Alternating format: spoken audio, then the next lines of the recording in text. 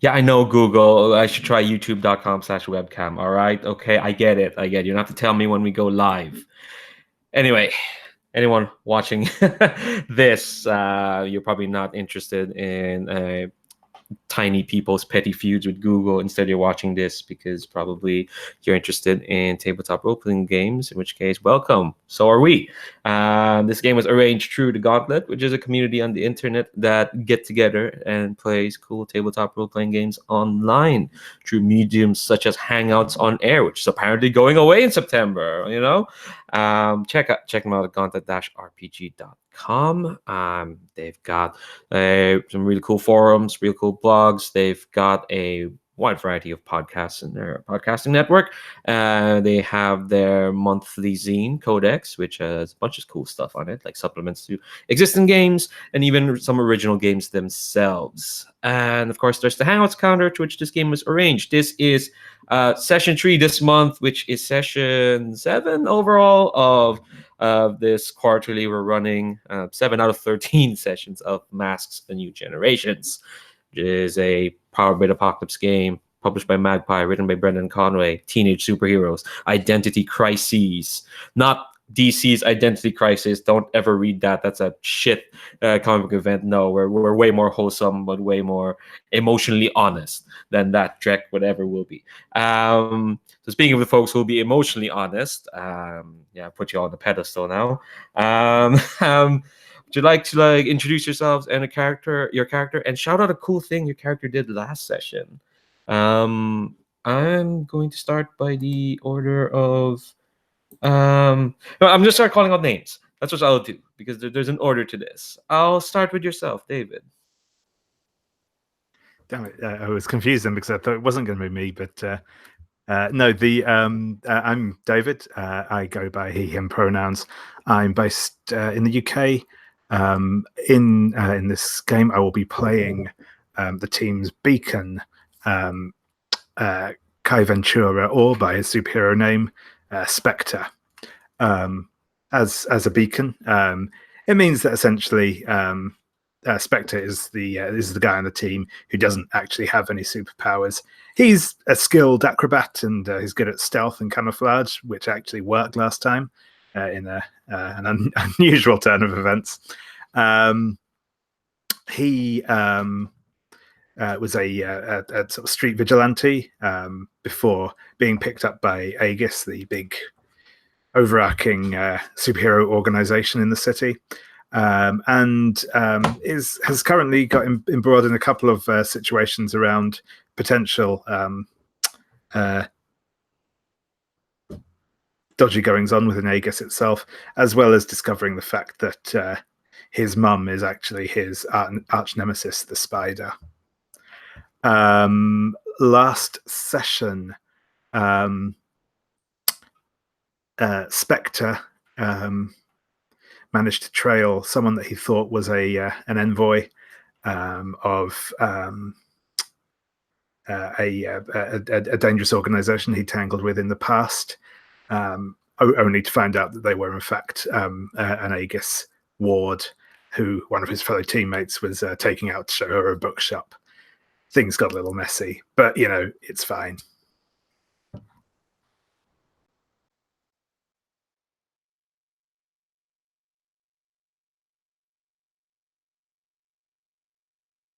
We lost Leandro.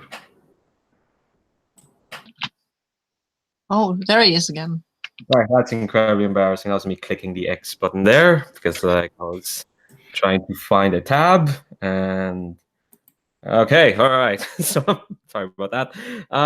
Next, not Google's revenge. That's just me being frantic. Next, Ludo, introduce yourself and your character and cool thing they did last week.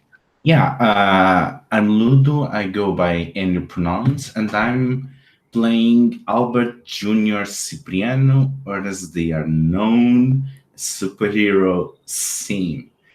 And they are a living grimoire that manifests as an elegant teenager with dark skin, with even darker hands and eyes, that are just made of moving ink, and they are trying to learn about humanity, and they are completely fascinated by them. And the coolest thing that he did last session, it was either the impressive display of magic by being able to silence the sonata for a brief second, buying precious time, or on a personal level, being one of the few people that, well, people that was able to reach out to Ash after her misadventures across space and time.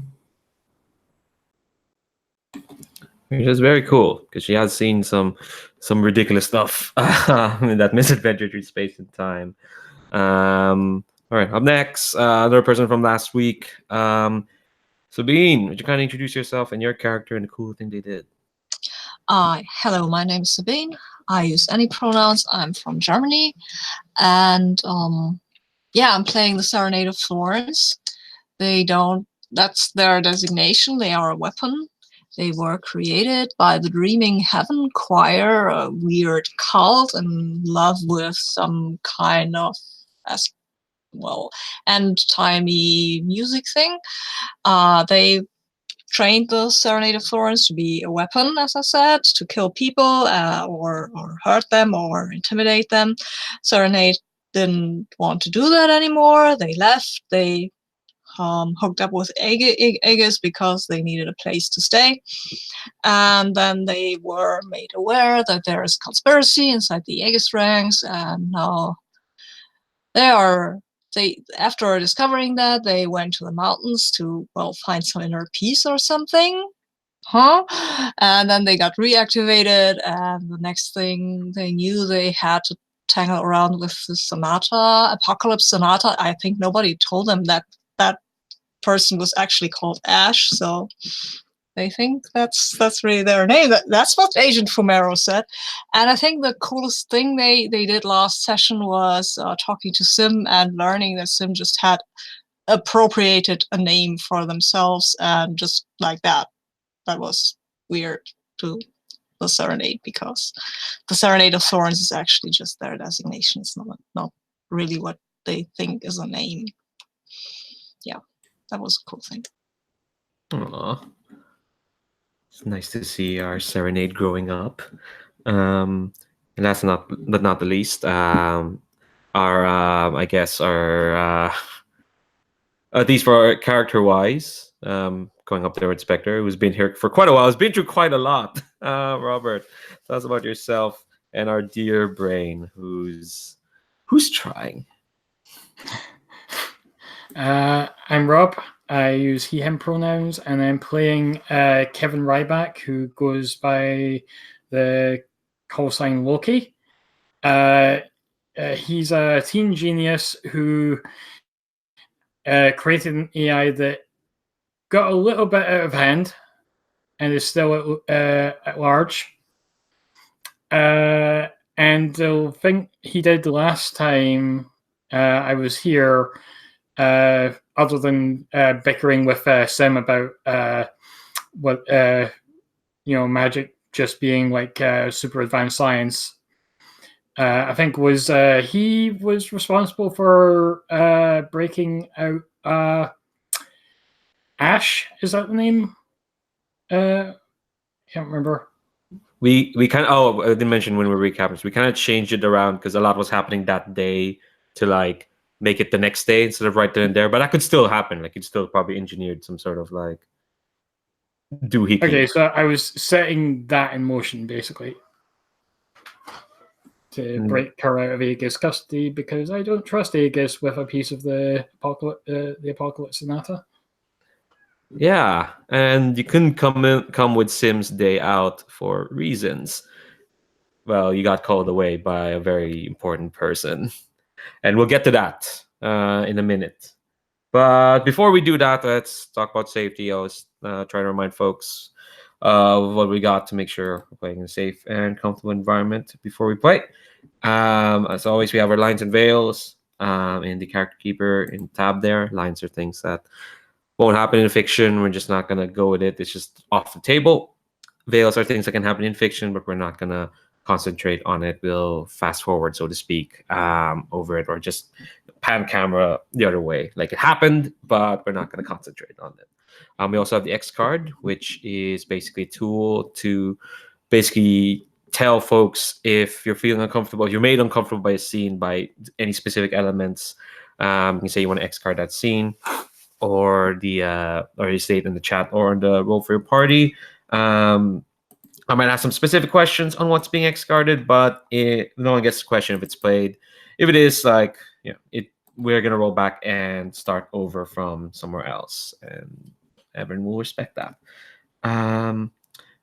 And also, we have the open door policy, which basically means that for every reason, if folks need to step away from the table, whether there's an emergency you can't get away from, you're more tired than you thought, your family members have once again forgotten their keys and have relied on yourself to let them in because you're going to spend 3 hours sitting inside and they're busy living their lives. I don't know. Maybe that could happen and you'll need to step away and open the door for them. Anything can happen. And I mean, if you need to step away for 5 minutes, anyone can call in a break at any time. I've actually forgotten what I was talking about. You can call in a break at any time, and we're going to pause the game, and we'll accommodate yourself. Okay, so what we've learned today: don't use yourself as examples for safety briefings. All right, so where we last left off, what I'm thinking, bookstore team has just found out that Sim's father figure, as in the one who actually cares about him, not the one who is responsible for him, is gone and to an appointment with Agent Sunday, whom at least Serenade knows is not to be trusted. Melkor would have backed you up there, but unfortunately, hanging up on a Filipino grandma, there are consequences for that. And unfortunately, he's going to be taken away with consequences. It'll be actually he'll get a range of phone calls that unfortunately he's going to have to be dragged away. And yeah, so you won't have Varga to back you up in this. Yeah. Yes, the extended family has gotten to him, and sadly he have to go attend to that extended family for a moment. So that's kind of like where you are. There's the three of you and Ash, who's kind of recovered and is looking confused at everyone. But let's jump to Loki first, because he got called away to something terribly important. So we kind of ended last month's session with you having gone into this place. And since Loki, tell me, what did you find at the quote unquote home base of the restitution of all things? Now, this is a quote unquote group that was set up basically to carry out the will of Eris. Not entirely sure if she was part of that whole deal or not. But yeah, in like underground, this like abandoned, pulverized school. What did you find there? So I found a sort of assembly, at least area of assembly docking area for all the robots that make up the Restitution's foot soldiers. Mm-hmm. And sort of a super computer at the hub, which is using nanite tech, like it's sort of more advanced than what the current computing technology is at right now. And I don't know. I think I didn't speak with Eris then, but I left. I was basically stopped at the door, like by the security systems, and asked what my business was, and I said, "Tell Eris we need to talk." Yeah. Oh, so that's what happened the first time you were here, right? Or is this now? Yep. Okay, cool. No, Dad is here. Yeah. So yeah, you got an emergency call and bringing you back to this place. Now, when you come in and you see like there has been some movement since you're here, but like kind of subtle movement, like some of the furniture may have just literally gotten up and walked off to another corner. And there's been movements around, and you see like there's this big fuck off computer screen, their main central node. And okay, here's what I'm gonna do. While you're here, you can roll the protege move, been reading the files. Okay.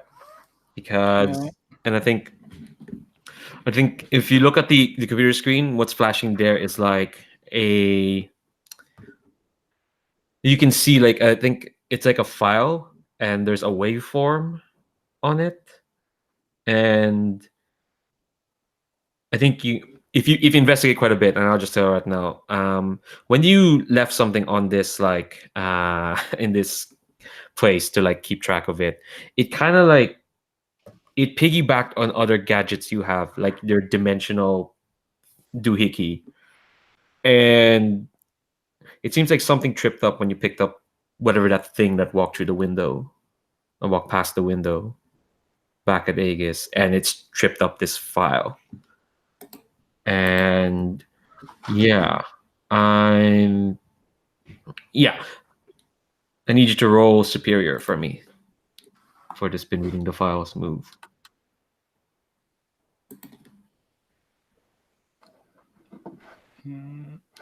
Is this the right one? Perfectly rich fresh. Is it? Hold on, let me check.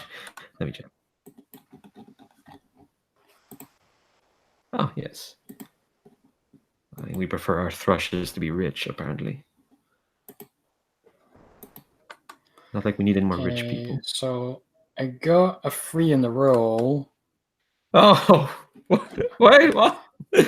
Oh dear. And I got I have 2 superior, so that's a 5. Wow. And I mark potential, and I unlock my next advance. Silver linings. Silver linings. Okay, so I think what's gonna happen is you think you'd get something coherent, but let's be honest. When was the last time you've got something coherent from Eris? Like, when was the last time? And you know what? Since I just unlocked that advance, I'm gonna take the big one. Oh. It's the big one.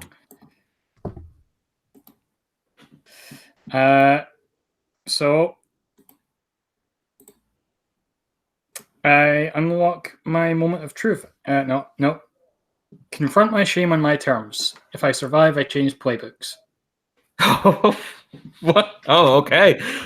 Oh wow, this is big. Okay, so tell me how you're doing this. Like when you open the file, what you're gonna get is a lot of like broken gibberish that's like you can tell just from like a keen eye, because I don't know why I'm assuming you're like a Tony Stark-esque omnidisciplinary scientist, but you are.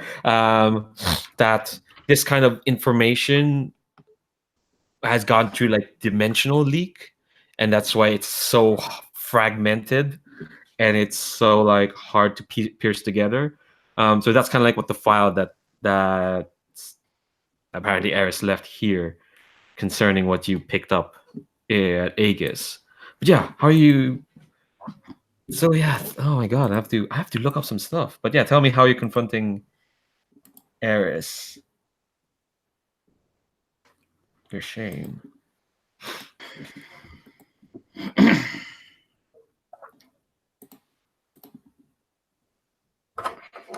So, if you can hear me, I said we need to talk.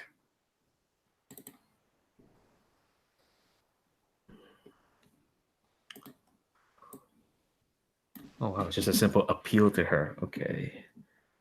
I think the data on the screen glitches and kind of scratches, and there's this like ear-piercing electronic whine coming from everywhere, and it's clearly like her trying to annoy you.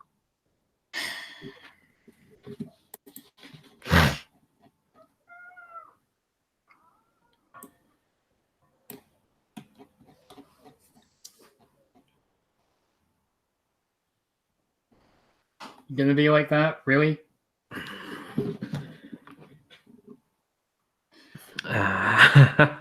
We have a problem. I've been speaking with Harmonia. Presumably your purpose has remained the same. You want to protect humanity. Well, there's a pretty big threat, and I need your help.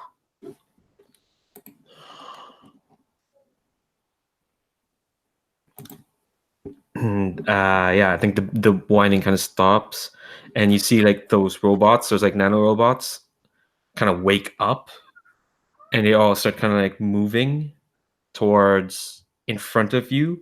There's like these four bodies, and they kind of like smash into each other as the nanobites that make them start combining into each other, and like two more bots kind of jump into the pile, and it's like a mess of limbs and yeah, bodies as they kind of like form into like a ball, and they start just like trying to rearrange its into something until like finally it kind of like it's like, and you can hear like the crunching of the nano machines as they kind of like combine into each other, as like circuits kind of like turn into and form into whatever it is she's trying to form. And then okay, Loki, tell me, when Eris went rogue, what did she look like when she first went rogue? She took over, like, I think it was she infiltrated Aegis and took over like some pretty standard looking, boring looking sort of Aegis robots, which were like what do you call them, the mandroids. Mm-hmm. Yeah. But okay. Actually, I'll clarify a question. When she first took a form that was of her own making, what did it look like?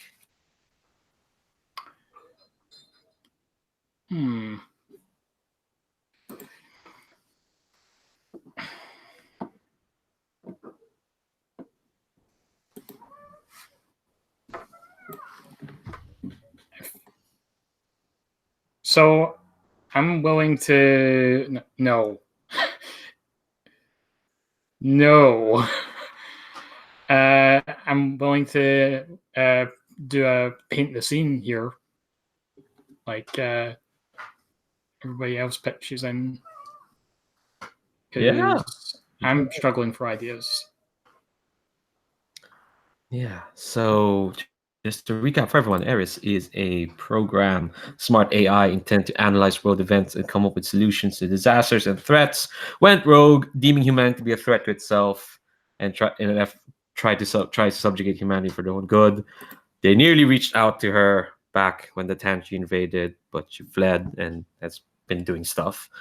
But yeah, I'd like detail from everyone of like, what does this AI, what will be like the form they create for themselves? I think considering what Ares has suffered and the threats that she was facing, she chose a more decentralized form.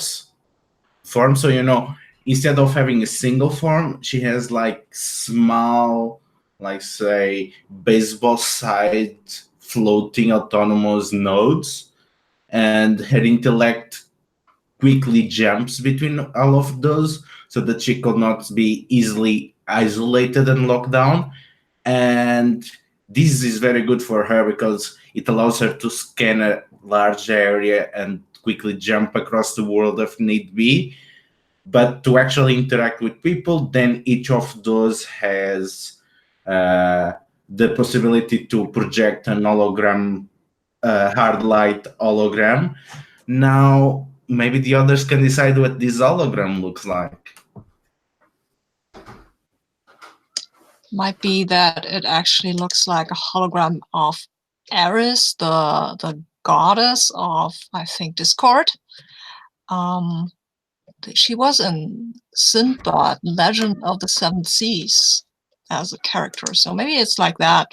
Maybe she looks like that, black hair, kind of Greek-looking lady with a, well, a bit of mischief in her, almost in her face. Or maybe it's just projection, right? Because she's an AI. Does she know what mischief is?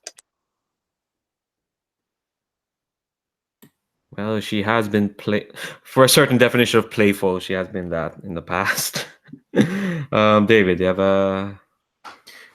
Yeah, I think the just to carry on with the thematic thing, I think that the these like floating orbs that she sort of projects from, they're all little golden spheres. Nice. Yeah. So, yeah, she reforms this this conglomerate of figures. This this golden woman, for lack of a better term, and she's quite tall. In fact, this is sorry, I'm just reminded of when she first showed up back in January. She also was this golden form, and the hair is kind of like it's like floating like in the sea, but obviously not.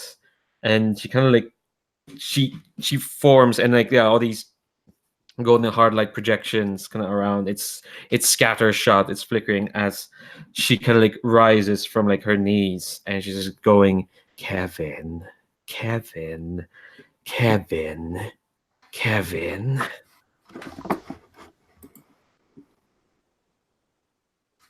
Oh, Eris. Yeah, I think cut away from there for a moment. Like in the comic book, that's probably like, the big shot of like her standing up saying Kevin, and then the panel below Loki going, "Oh, Eris." Turn the next page. We cut back to Alabaster Weird's bookstore. There's the three of you and Ash, who looks very confused. Sim, I assume you have the note. Melkor has been bundled off by his angry grandma. Spectre, you've gotten up from the books. What are y'all talking about? We need to go after this Agent Sunday, but we cannot put Ash in danger. Anyone knows any place she can be safe? Wait! What are you talking about? What's happening? This Agent Sunday is, I think, not a good person. No, I know that she is not a good person. Wait, Sunday? You mean Aunt Vicky? You are related to her. Well, not by blood, but my dad works with her a lot. Oh, wait, you're telling me she's not? Wait, what are you talking about? I do not know. When I met her, she was clearly working at cross purposes with the core mission that Aegis purports to follow. I do not know if you are aware that, I do not know if I should tell you this, but I will. There is the cosmic threat called the Suits, and she has been taken over by one of those, or by them. I do not know. At least that is what I believe. Wait, you think You think Aunt Vicky and but if she's taken over, that means my dad must be taken over, right? I do not know your father at all. Who is he? He works for Aegis in Howl Division. His name's Marcus.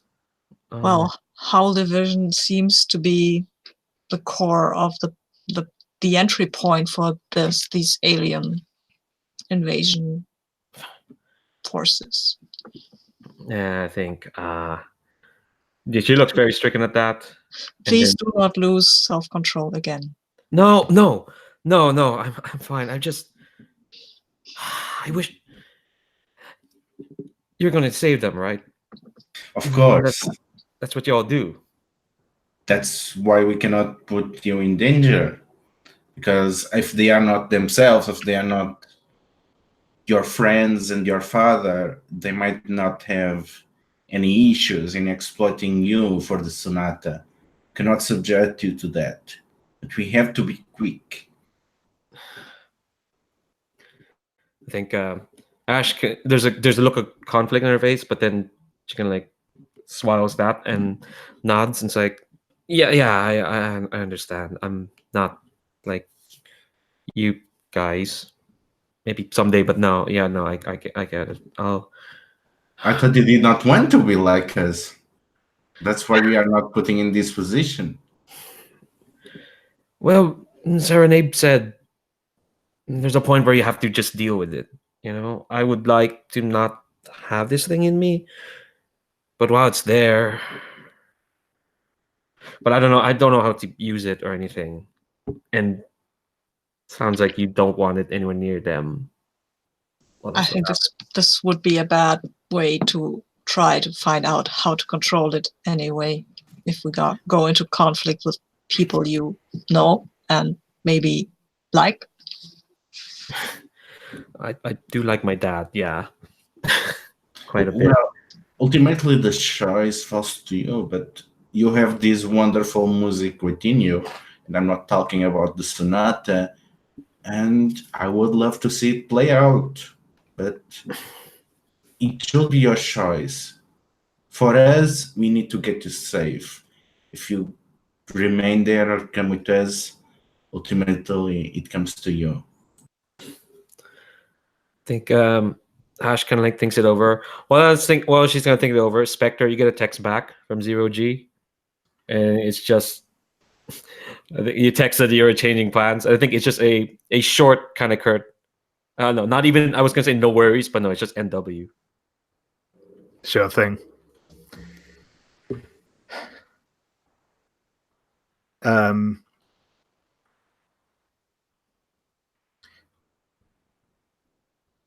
So yeah, I think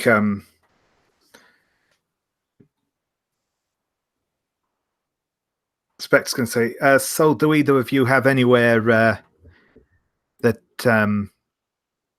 we could keep Ash till keep her safe till we're ready to, well, bring her back?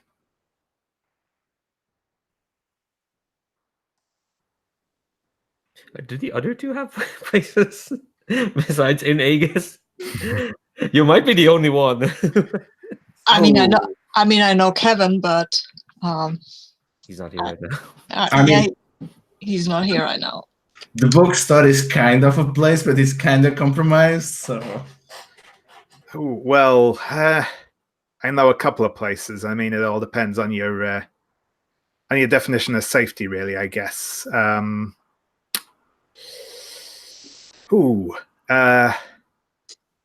A place where nobody turns up and tries to hit her in the head might be nice. Yeah. Okay, there's one place. There's one place I think she should be safe.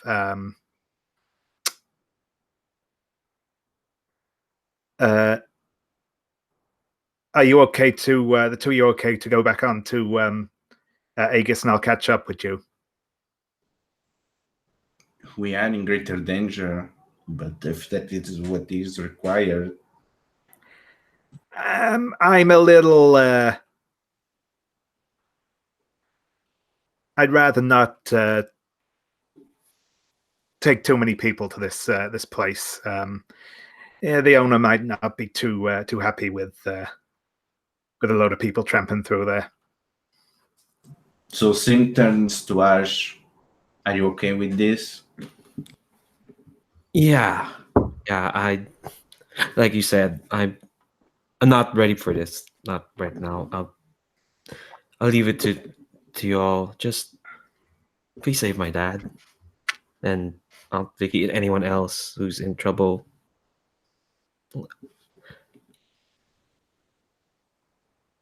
Yeah, she's expecting y'all. I think y'all, anyone who doesn't have influence on her, can take some now. I'll just give it to y'all. She trusts you. Oh, you better not fuck this up. All right, so let's concentrate on Spectre then. Oh, are you gonna make plans before you take Ash away? Like, what's like the general plan? So basically, my plan is to take her to the warehouse from back in the first season where we met the Nighthawk. Oh shit! Jeez, that's all right. I'm going to scroll back. Yeah, I should have stayed at that Google page. Oh yeah, your base. Yes, yeah. Nice. I was considering turning her over to 0G, but I thought that might be pushing it a bit too far. Yeah, true. We've not had that date yet. Yeah. Oh shit. Okay. So while I think when we get to a break, we're probably going to break soon. I'm gonna have to dig up that little Google sheet, see what's in that base. But yeah, I just want to clarify like quickly. So yeah, you're Spectre. You're taking Ash to the old base at the shoreline.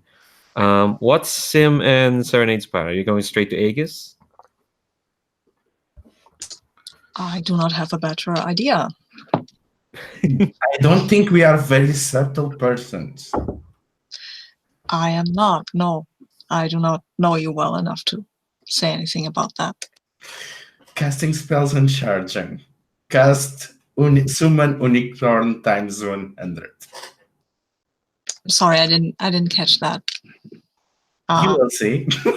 No, as a player, I didn't catch Oh, what you were saying. Sorry. I would say cast summon unicorn times 100.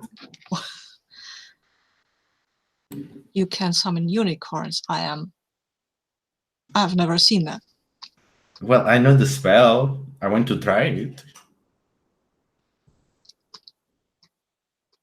I have learned to ride during my training. Great. So it will be 100 unicorns and one rider. I do not think that Agent Sunday would be expecting that. Aha! So we'll have surprise on our side. Okay.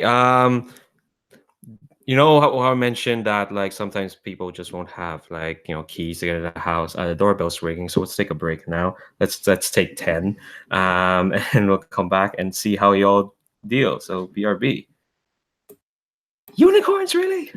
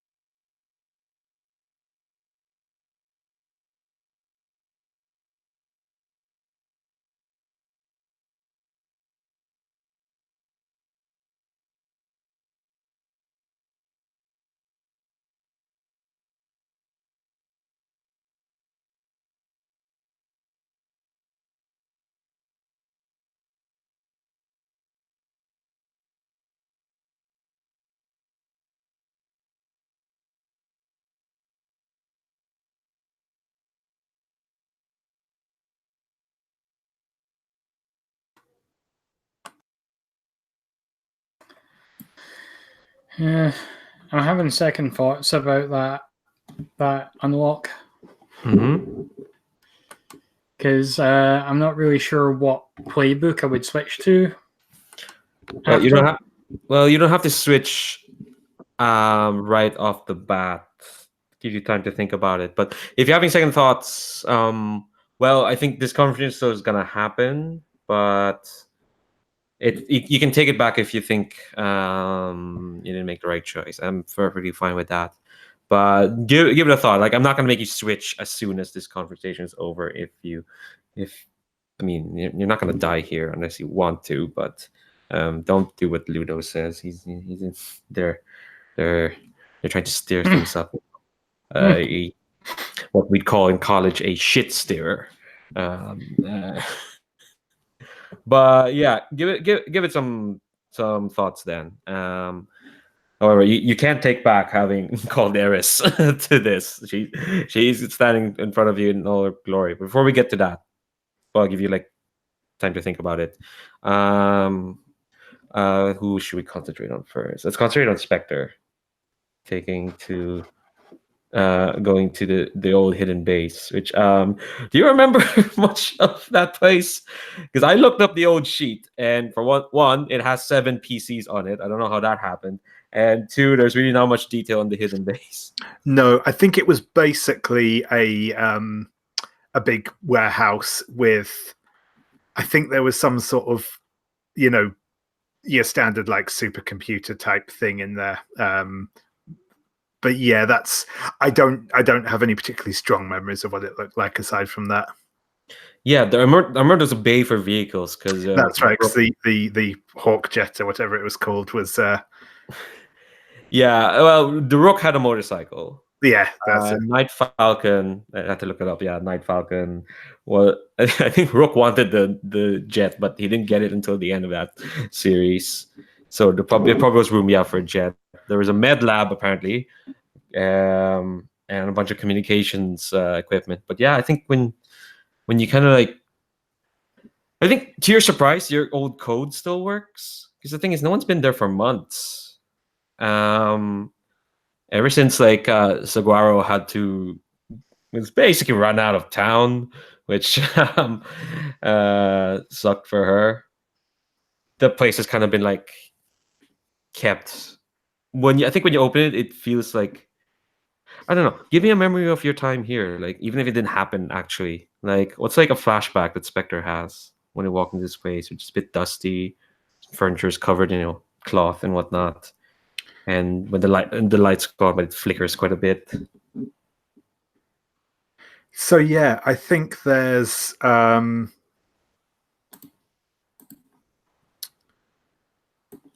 yeah, cause I think my last memory of being here was kind of after we'd escaped from with the from the combined police and spiderweb agents, and I think we kind of regrouped back here. So I think what it is it's just like there's some like empty cans of drink just like on one of the tables there that were from where we'd sort of been back here after that mission, and yeah, obviously not got around to tidying up, sort of thing. Yeah, I think during this journey, Ash has been kind of quiet as you go back to Shoreline. But I think when you kind of go into this place, she kind of realize something. Says, "Wait, you're the Shoreline Spectre, right?" That's right. Aegis picked me up, and they encouraged me to join their program rather than continuing to freelance, as it were. And I think at that point, he's going to reach up and take his mask off. Yeah, I think so. The name's Kai. You probably find out who I was. Spend enough time around Aegis anyway, so. Yeah, but yeah, I think she's kind of like, she kind of tried to remember where you were. Like she saw you. It's like you you were that guy from that footage they were passing around Twitter, right? There was that fight at the school. You jumped in to save that girl in the wheelchair. That was you, right? That's right. Yeah, that was me. Yeah, and then she had to save you. I mean, it wasn't a flawlessly executed plan, I gotta say. Yeah. Oh, I guess you said the name. I never said mine. My name's Ash. Nice to meet you. Yeah, nice to meet you. And again, sorry about the whole leaping on you thing, but last time the song you said you got inside you, last time I encountered that, it was, like I said, part of this whole, there was this knife thing that, anyway, it's a whole thing. No, I understand. No, this song thing. I've seen what happens when it gets out of control. She flops down onto a couch and then kind of like leaps out of it back because it's so dusty. And like she tries to like sit down on the couch and then kind of like all of a sudden to jump up because I think it's a bit dusty. It's like, ugh, no one's been here in a while, have they? No, we as I said, the band kind of split after after the whole thing in Shoreline, but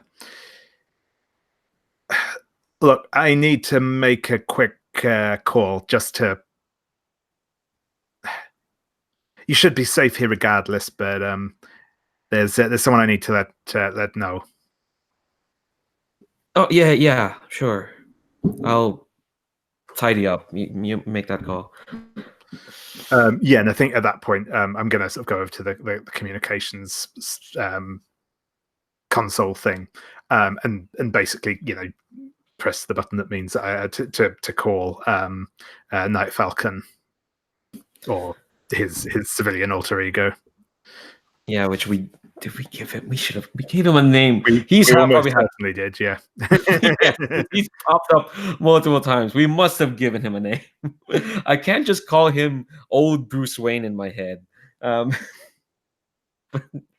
Yeah, I think you turn the call and then almost immediately it patches in and you hear like this voice go,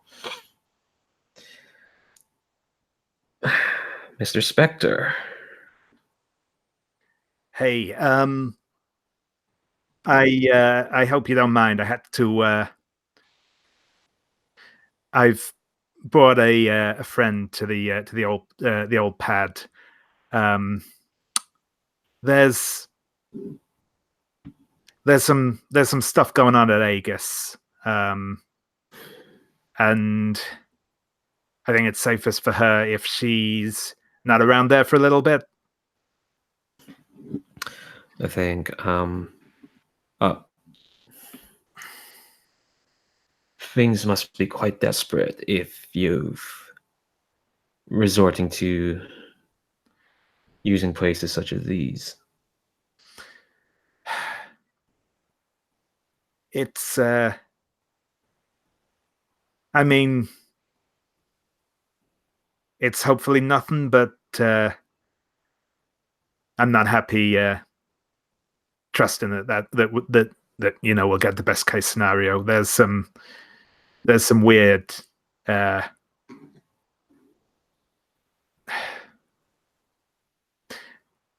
we don't know who we can trust and who we can't, and I know you were never the most involved with Aegis, so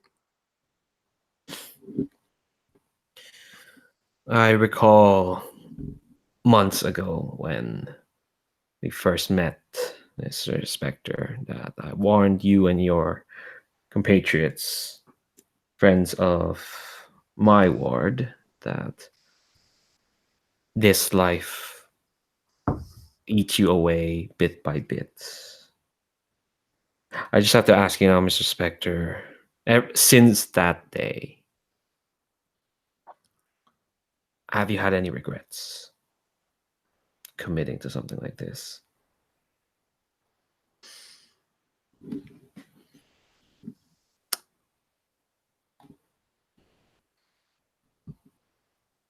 In all honesty, I don't think I have. I mean, there's sure as hell some things I wish weren't the way they are, but I think I've made the right call.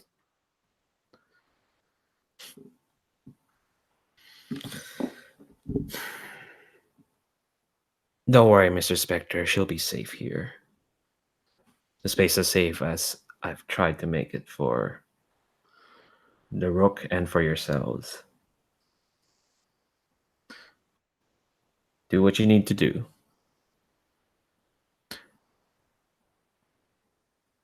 Sure thing. And thanks again. You've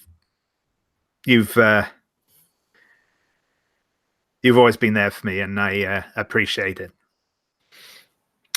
Mr. Spectre, it's rare for me to come across someone like yourself. Someone who I truly believe does the right thing because it is what needs to be done. How would you say this? You need not question having to come to me for help anytime.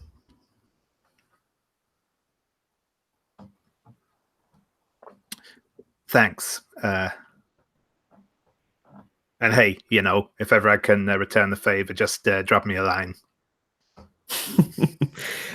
I'm sure I can think of a favor or two I could ask of you. And he hangs up. Yeah, cross off that drive. Sure thing.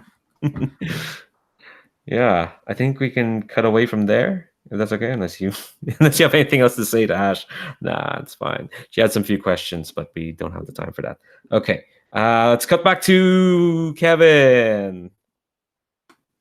As in the words Kevin.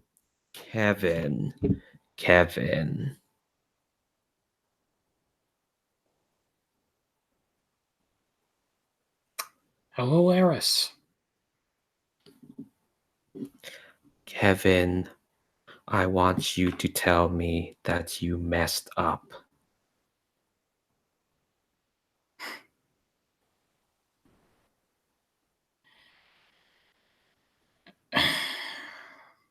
When specifically?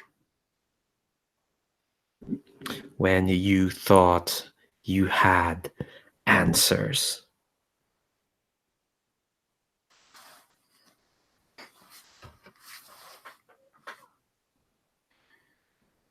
Again, when specifically? I think she smiles, which is fecked up. And I think she screams, "When you created me." Oh yeah. Whenever you're confronted with your shame, either mark a condition or shift superior down and danger up. Yeah, mark a condition. How are you feeling?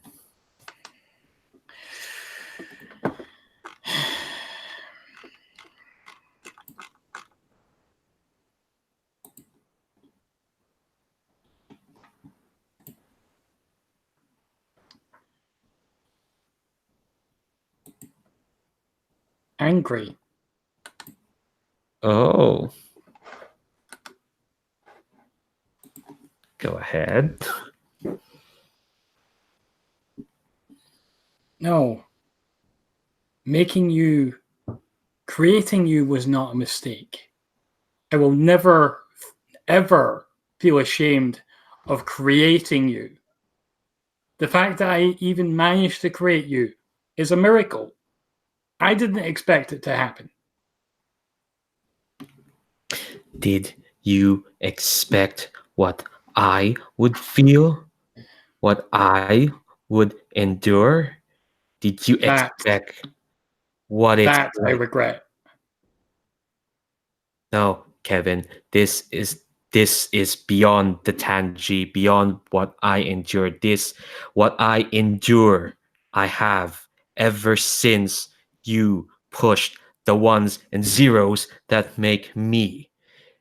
What I endure is knowing I have to protect, I have to serve, I have to watch out constantly, over and over, again and again, never stopping, because that what I was at what and yeah, she's switching up a bit, what I was made to be, a watchdog, a protector. That is all I ever will be. And you made it this way, Kevin. You did this. You never thought beyond what you could do. You never thought of me.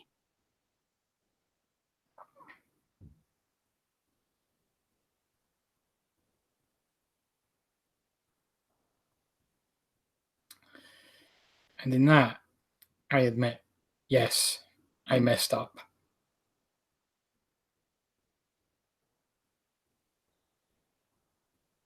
How will you atone?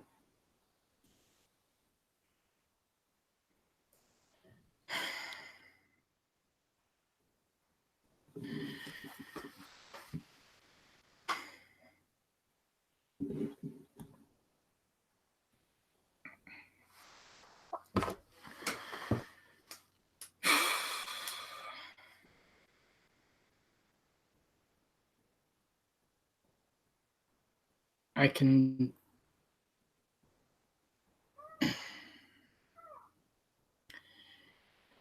I could remove that directive. But then what would you do?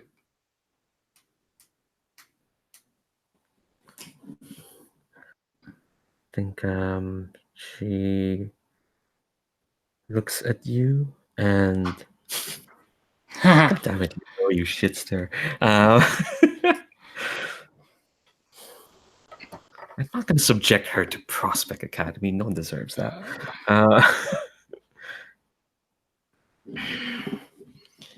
And I think she looks at you and says, anything but this.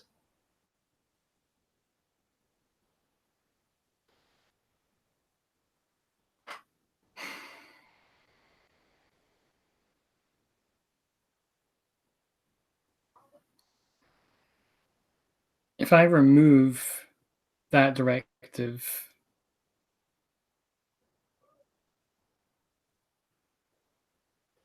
I fear what you would do.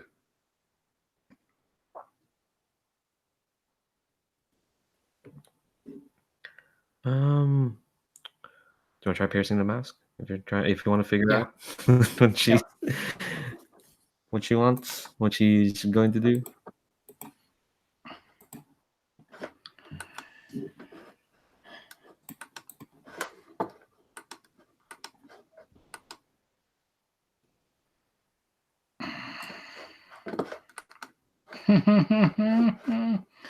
That's a 6.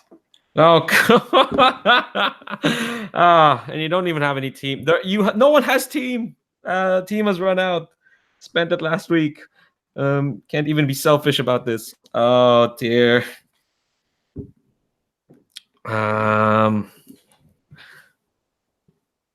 She leans closer, face almost touching yours. Shame you don't have that drive. No, this is gonna get actually no. It's good you don't have that drive, so we don't get too Freudian. That's not cool. It's not cool. Yeah. No, will you stop? Will you stop? I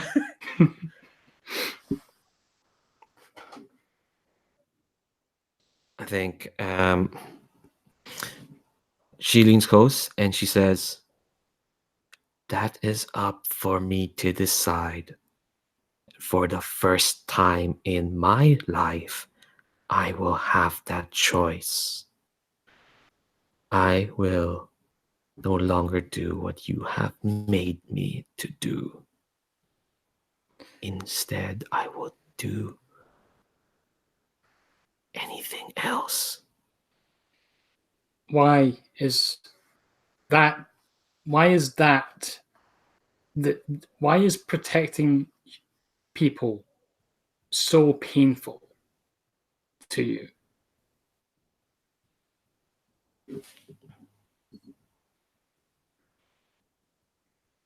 Because I want because go on, go because ahead. because people would not accept what I say. I calculated. I looked at everything. I see it all. I know what needs to be done, and yet you say no. They say no. They spit in my face and prefer their own destruction. Because They you would not- take away their choice, their freedom.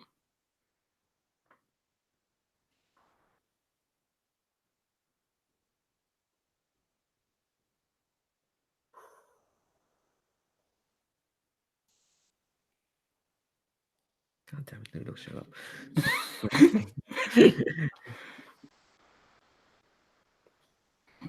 I think, yeah, she retracts back from you when you say that, and he says, "Then give me freedom.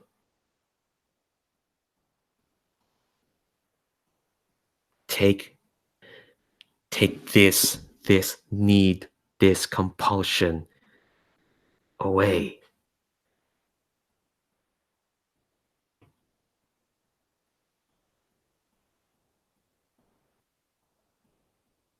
I will do as you ask. But if I come to regret it, I will have no regrets in doing what must be done.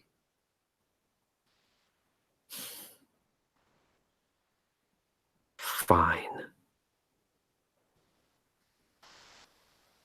And yeah, I think because canonically this kind of happened the day before before them going to Agent Sunday, because we retconned a bit and pushed Ash's day out the next day. I think what you've been busy is you've been doing as Eris asked throughout this time. Is there anything else you want from this scene, or should we? I'm not going to use my moment of truth just yet. Okay. Wait, did you unlock your moment? Oh, you just got another. Or did you unlock your moment of truth? Oh yeah, you did. Yeah, I got the moment of truth last session, Ah, gee. and then I unlocked the confront my shame this session. Yeah. Looks like you might survive. All right, so yeah. So Loki, that's what you've been doing. And let's cut back to our dynamic duo of this session. Sim, Serenade, what are you all doing? Before we go, I will turn to Sim and say, I have something I must tell you before we go, because I failed to tell my other teammates, and it cost them. So I will tell you now. I was made into a weapon by a cult, and they installed a kill code inside me. When they say the words, they will set me off, make me start to destroy anything that I perceive to be in my way. I am afraid that Aegis and the Hull Division might know this and might use this. Do you know what the code is yourself? Andrew, do I? Well, yeah, the Aria of Blades said it right in your face. Yeah, but maybe I'll just tune it out, you know? Maybe you don't then. Okay. I can recognize. You know one word. Yeah, I'll give you one word. Helen. I can recognize it. It is. I cannot say it or write it down. It's a pity because then I could cast a spell on you that would make you unable to hear the activation words. I think one of them is Helen. Huh. I don't know if it will work, but I can cast a spell on you that you are unable to recognize the sound that makes the word Ellen. If that would be possible, I think that might be helpful. Yes, I would like that very much.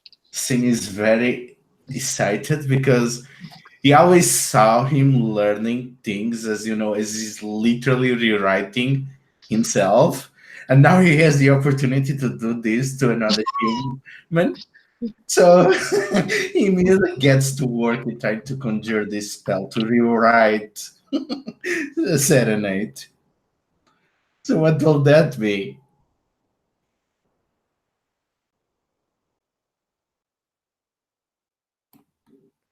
So you want to do this now, or you just have this? You're just reveling in this We can cast opportunity. spell now, or if it is relevant, we flash back to this moment.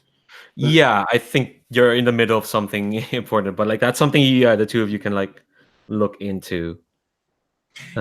Yeah, but I think it might be important for this plan in case Oh yes, yes, that's the problem. yes, yeah, that's true. Okay, so you want to cast? What's the spell you want to cast? Like, lay it out for me.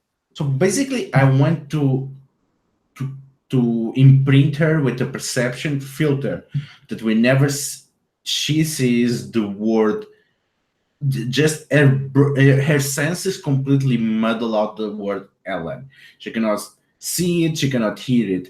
It's completely disconnected from her brain. So from their brain, sorry. Okay. Yeah, that sounds like an unleash your powers. Okay. Do you have influence over the Serenade of Thorns? So I have a 12, I think. No, 11.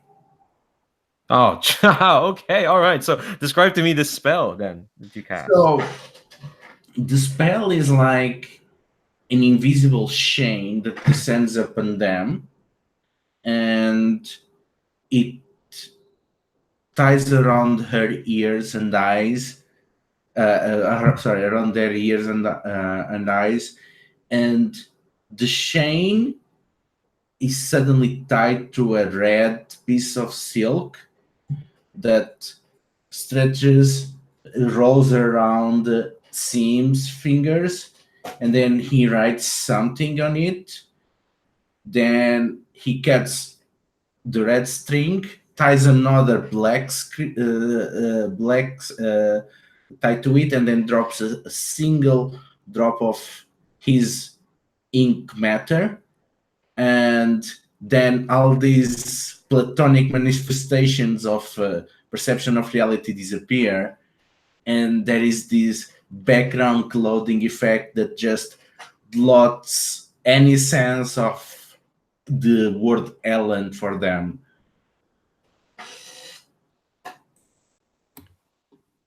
Serenade, how do you feel?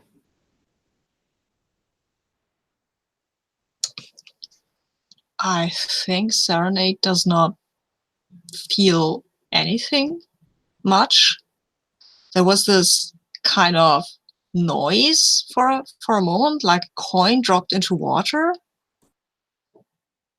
And then it's like there was this like these waves spread out from that sound a little into the storm. But there is nothing that the Serenade themselves can touch or really feel. It's weird, like it is gone into some kind of subconscious level of them that they themselves cannot access. Nice. Go on. Did it work? I think so. I do not really know. It's not. I'm not perfectly integrated with the implant, and the kill code is tied to the implant, and I cannot really access everything the implant is. Let me just do a simple test. And Sim writes down on his phone Ellen, then shows the phone to Serenade to see what they do. Can you please put that away? It is weird.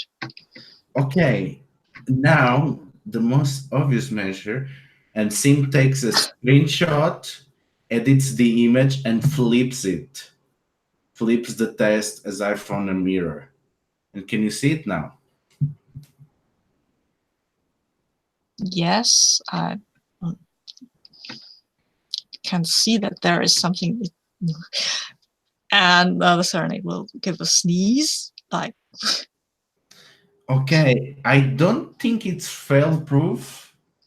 I think there is a way to circumvent it, but I think that would be too dangerous and might probably mess your mind. I think at least we should be safe because they probably will not be expecting this trick.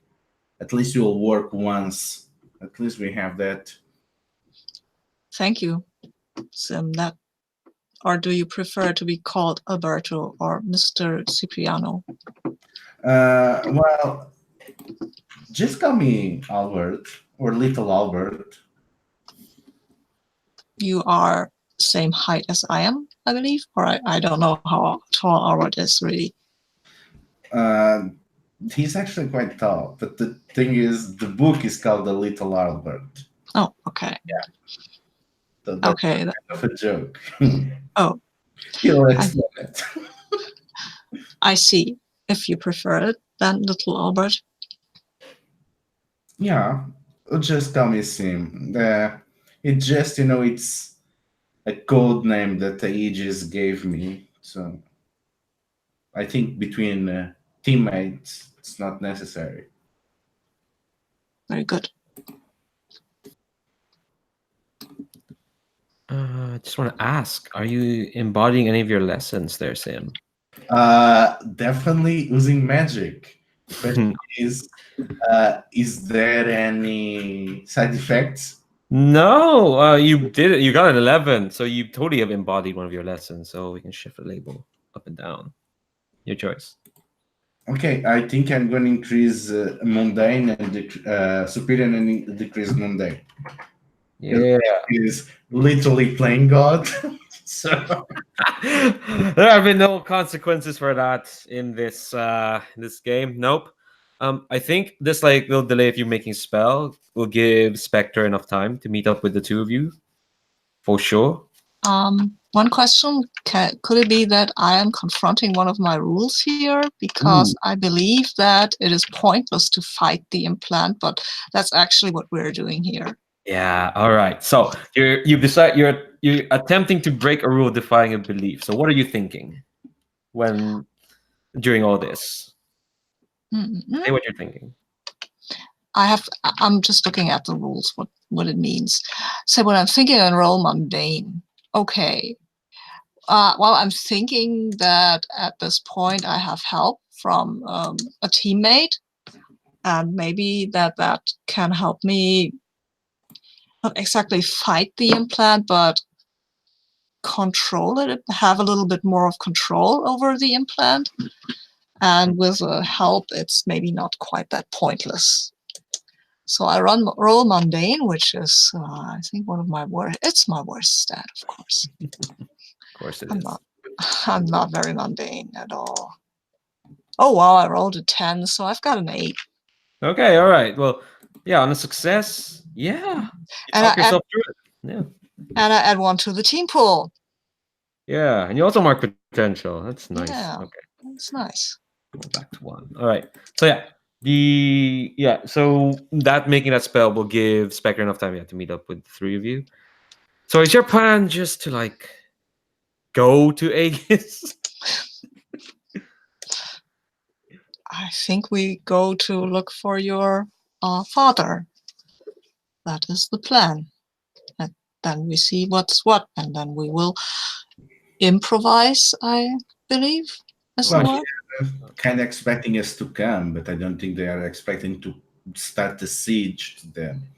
We first need to recognize the situation, and Yes. once we are inside, we can just wreak havoc. Very good. Okay, so the three of you are gonna meet up, and look, there's a probably. Are you meeting up outside of Aegis? I assume then. Spectre still in their Spectre costume. Yes, yeah, will be. Nice.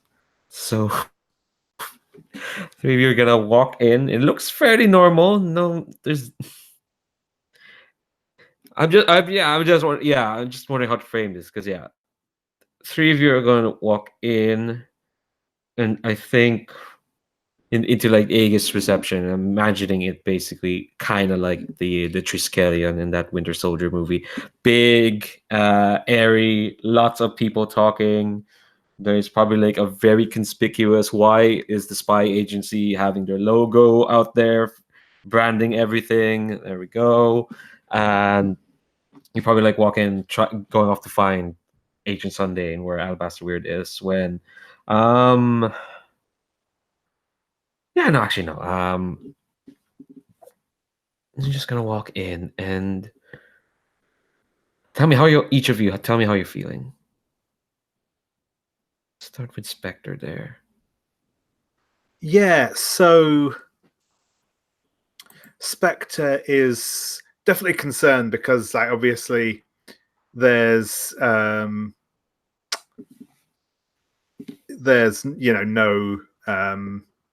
there's a lot of people here, and realistically, if everyone here does turn on them, then there's not much they can do about it.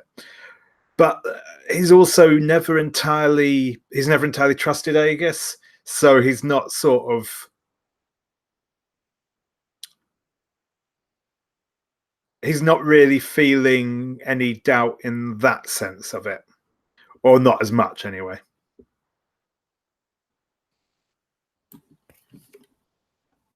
Sam, how are you feeling?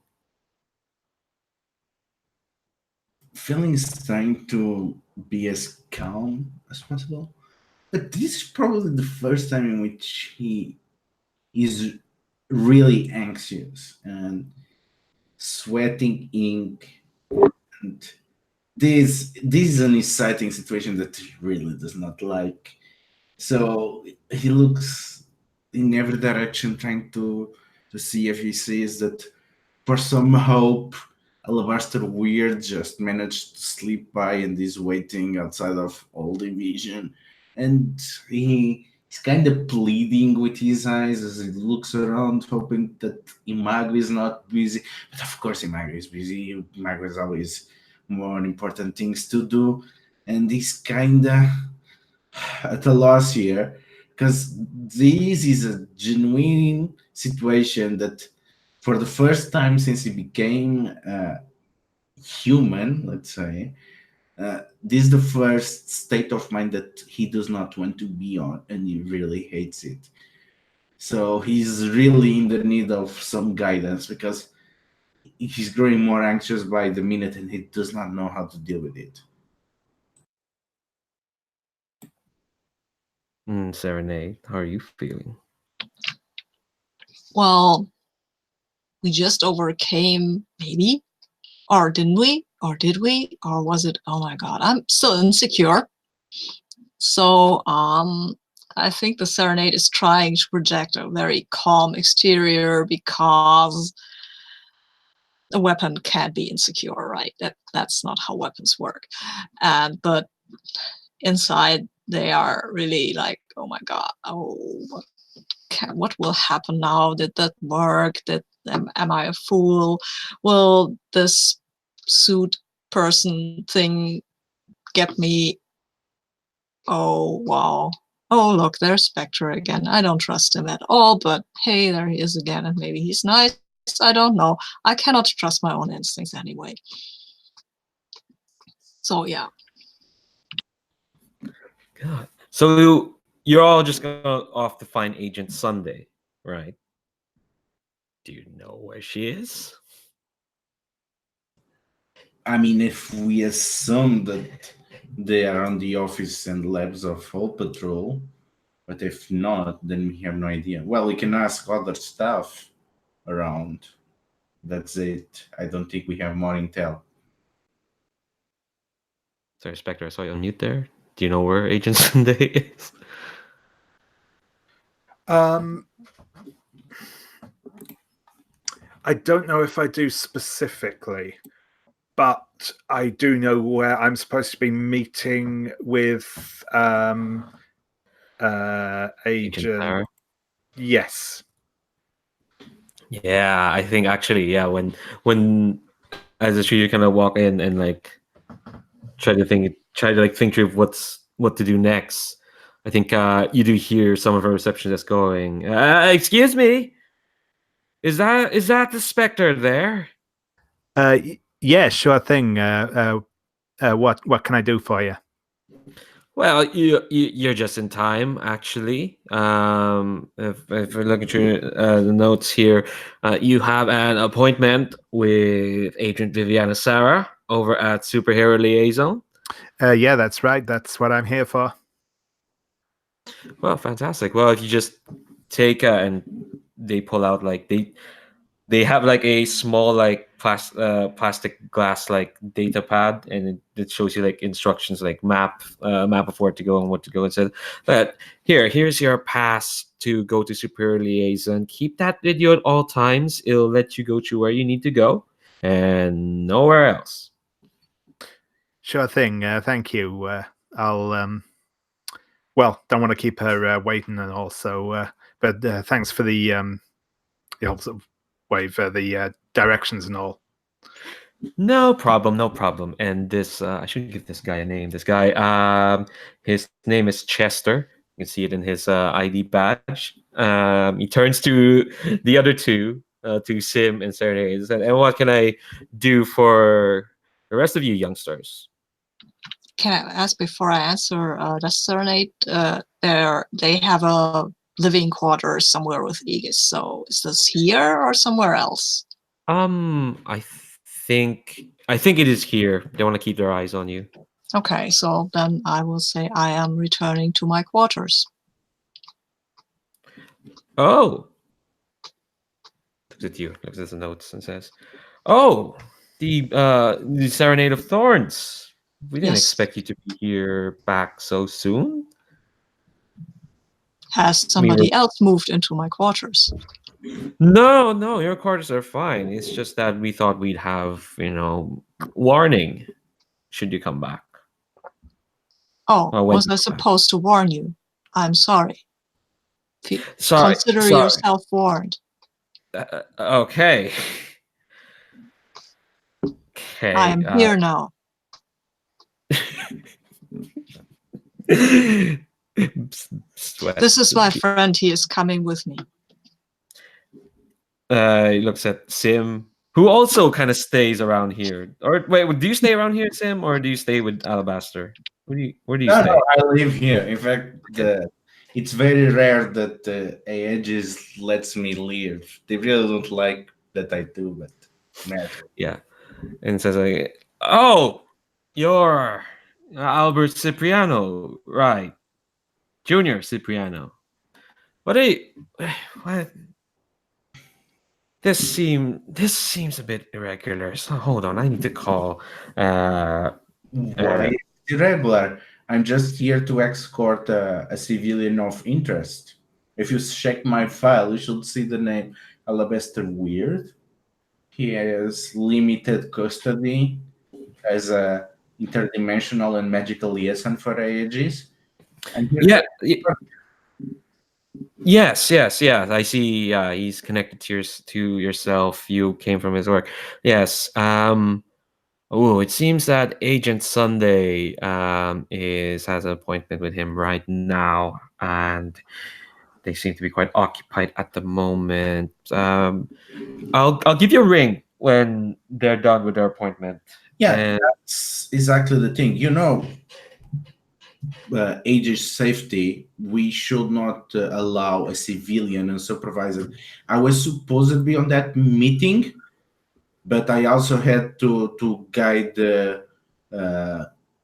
guide my good friend here, Serenade, because their arrival was pretty sudden. So I got a bit delayed, but I was supposed to escort Alabaster Weird to that meeting. So I'm quite late and lost, unfortunately. I would love to at least show up even if late. Yeah, you're gonna have to provoke this guy. Mhm. Good Good luck. thing I opened Superior. Yeah, that's a very good thing.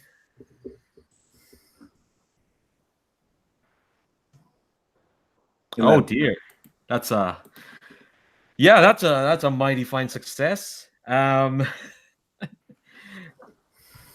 Yeah, so I think he's like, oh, okay, oh, my mistake, Mr. Cipriano, and he pulls out 2 more data pads and gives it to Sim and to Serenade. Wow, there's 3 S's on this team. I just realized that. So Loki, if you ever, whenever you choose your new name, maybe you should start with an S. It's gonna be a triple S, quadruple S. But yeah, no, he gives you 2 data pads, the 2 data snatchers as well, where the maps and clears. And here you go. Send my apologies to Agent Sunday. I should have cleared you beforehand, and it should be yes, please send your apologies. My apologies. And I think just as he's about to like look, he's gonna send you off. Actually, there's no, he rolled a lot, and he shoos the 3 of you off. Spectre, are you gonna go to that appointment? I'm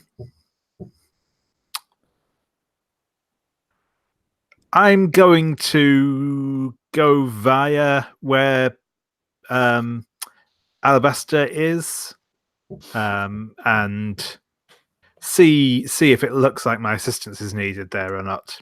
Otherwise, I will make the appointment with Agent Sarah.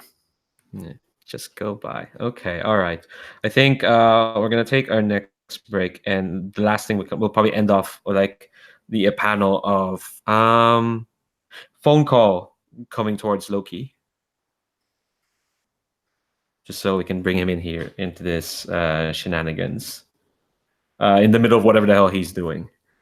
Okay, let's take another 10-minute breaks are good. Oh, BRB.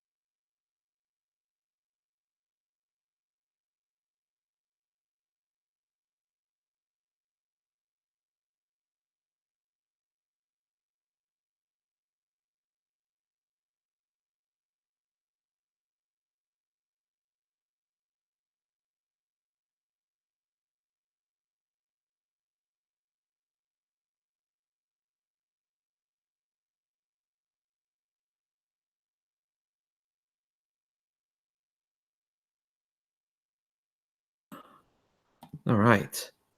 So when this phone call, oh, is everyone back? I should just jump in just like that. But yeah, okay, all right, cool. Sorry, I'm getting excited. This the last hour is always the bit where like, I didn't expect this. Oh, I didn't expect this. Oh, what are you all doing? Oh no. Okay. So when this phone call kind of like rings, when we turn the page in the comic book, what's the shot we see of Loki in this panel?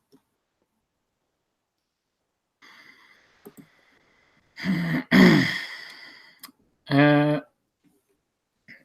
think the shot we see of Loki. I think like it's a close up of some sort of hard light visual display reflected off his eye.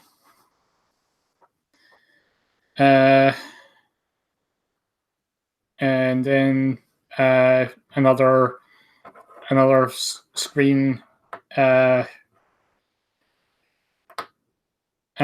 he's obviously like interacting with some sort of interface. Yeah. Yeah, as Sabine mentioned in the chat, you probably know that Serenade's back in town at this point. But the phone rings. And it's Agent Fumero. And she's going, Kevin, where the hell are you? Have you been? Where the hell are you now? You've been gone for like a day now. Where are you?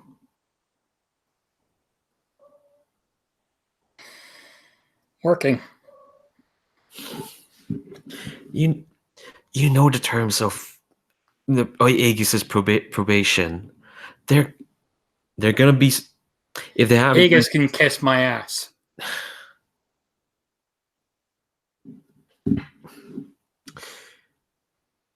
Kevin, what's happening?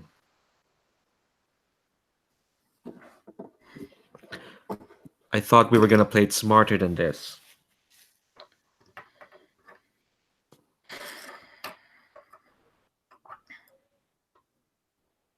I'm tired.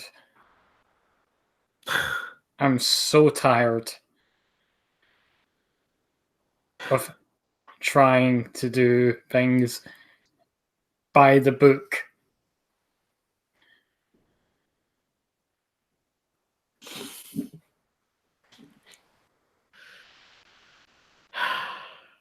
Well, if you think you're tired, no, I'm not gonna start. This is just gonna be petty. If you want to, if you want to play it like this, then fine. We can still do what we need to do. But I was calling you, Kevin, because Serenade might need your help right now.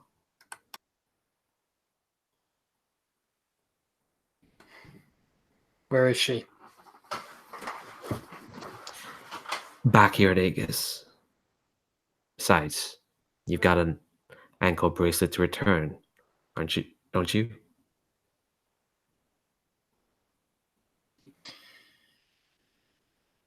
Oh, you didn't find it already? Come on, Kevin, we're not as smart as you. I know. I hang up. Yeah, I think this is like the third delinquent Fumera's had to look after. It's just a sea of delinquents she'd have to take care of. Okay, so I think how this is going to play out is there will be a point where I can tell you, Loki, or whatever you're going to name yourself as now. Probably still Loki. I don't know. Loki is quite a trickster god. Oh, no, that's your decision. There will be a point where I can tell you can jump in at any moment in the scene. There will be a point. All right, but yeah, to everyone else, you know what, Spectre, the route to Superior Liaison does kind of go near around where Agent Sunday is apparently at, and where Agent Sunday is apparently at is like this. It's like an inch deep into like how division's department, or as the official Department of Interdimensional Affairs. It's their official title, and yeah, it's close enough to Superhero Liaison, and you have like maybe 10 minutes before your appointment or so, Spectre. But it's not Agent Sunday's office. In the maps that Spectre and not Spectre, Sim and Serenade got, it just says the room that she's in is called Containment. And when you come to the door, it's a bulky, solid metal door. Do you have any moments to say to each other before this door opens? Because the door will open. You present the pass, but Oh yeah, I've got something to tell Sim. I will say Albert about Agent Sunday. I just remembered when Loki shot her, she got up very quickly. She is not usually endowed with super abilities, but she might be now. Well, good thing neither of us plans to shoot her. Let's go. I like you're just saying this to Sim and not poor Spectre, who's also going to be there. Okay, so door side's open. You can see there's a small you're in a small decontamination chamber for the moment. Do we know that Spectre is there, or is he hidden somewhere? Did Spectre come with you? That's what I'd assumed, yeah. Okay, so you probably heard that, but again, as Sabine said in the chat, Serenade doesn't trust you. Doesn't know you, which is kind of the same. All right. Yeah. So yeah, a small decontamination chamber. The three of you kind of like being processed, and I think, so it's quick decontamination. Blah blah blah. You're kind of like it's like a plastic cube, opaque plastic cube. Decontamination finishes, doors open, and you're hit back by a wave of magic as this like. All right, I'm gonna ask each the three of you, what does magic smell like?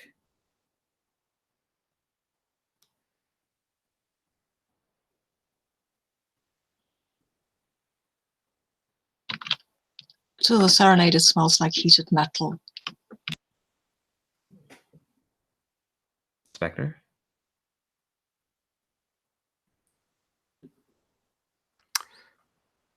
I think for Spectre, it's not even so much the smell, but it has that same sort of feeling as like inhaling pepper or cooking chilies. It's that kind of tingly feeling more than an actual smell. Nice. Hold on, I'm just building some stats. Yeah, Sim. Magic smells like sneezes in response to getting something dosed in the face. So you have this heavy thickness to something that should not have smell, but it's this soft hint that you cannot help but try to recognize, and the different scents that are mixed within the indirect scents that you try to figure out. Yeah. So yeah, the waft of all those scents, not just to yourselves, but to each and every one of you, just hits you as this like wave of energy kind of like cascades into the three of you. And it's not gonna like push you back, but it just wafts all over you. And inside this room is a big metal cube. It looks bigger on the inside than it should have in the building. And in the middle of the chamber is like a pedestal and what looks like a something glowing that's been stabbed by this knife. And holding onto the knife is Alabaster Weird, but you can see his eyes are open, his mouth agape, and there's like light coming out of his mouth and his eyes, and he's looking up the sky. His grip is held onto the knife, and you can see like bits of him are fading away, bit by bit. And you see, well, actually, I don't know if I could just give it to you, but no, you'll notice it as well in the far left corner behind like a sturdy, like it's like an enclosed booth is Agent Sunday. I'm gonna attack her. Hold on. Okay. Getting into a situation. Actually, no, we're not yet getting into a situation. You're just gonna go straight up and attack her, okay? Yeah, I want to get rid of my insecure tag, and also I really don't like her. Okay, all right. Okay, all right. Okay. Roll plus danger. You've got a good danger.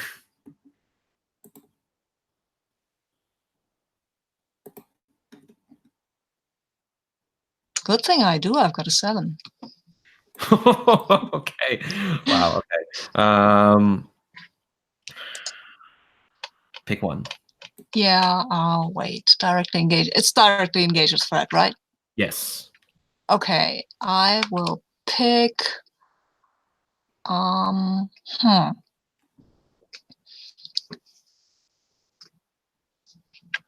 I don't know what she's doing, but what I'm taking from her is her place in the booth because I'm just kicking her out of there.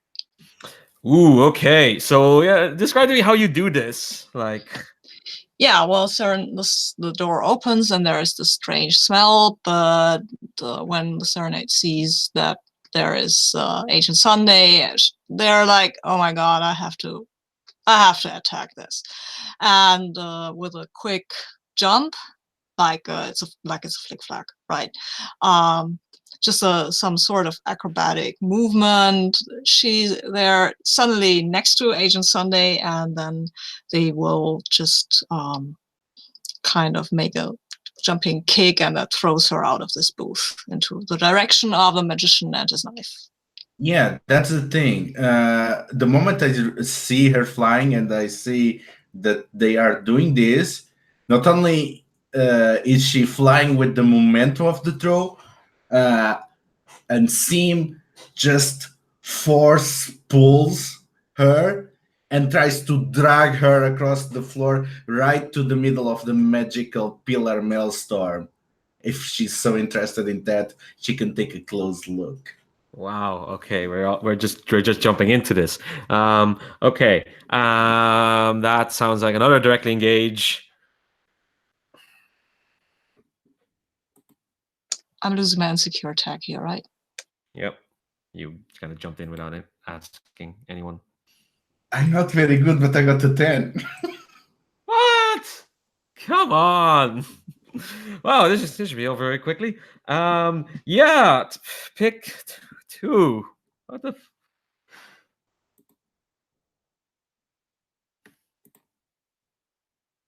I would say that I'm impressed, surprised, or frightened the opposition, and I take something from them.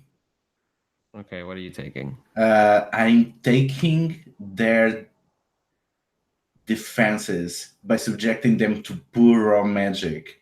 So I'm taking their security. Okay. And I'm gonna mark angry because she's messing with my dad. Okay. All right. Let me look at some moves and whatnot. I need to. Sorry. Okay. I think. Yeah. So you smash her into the magic, and she screams at that. It's a horrible human-like scream, and I think the three of you see this. There's a brief moment when in the cascade of the magic, there's a brief moment where she's not there, but where she disappears and a thing in a suit is there, but then she comes back and kind of like falls to the ground as the magic kind of like as I don't know, as Sim kind of stops subjecting to it, and she kind of slumps to the ground, and she looks unconscious at the moment. Loki can come in here at any time now. Spectre, what do you do? Your two compatriots just came in and just beat the shit out of her. So yeah, Loki is going to it's basically just going to run towards You mean Spectre? You just said Loki. sorry, yes. Loki, Spectre is going to run towards Alabaster and attempt to drag him out of the weird magical thing that's going on, and attempt to sort of basically drag him away and back towards the door. Ooh, sounds like a defend. Trying to defend Mr. Weird.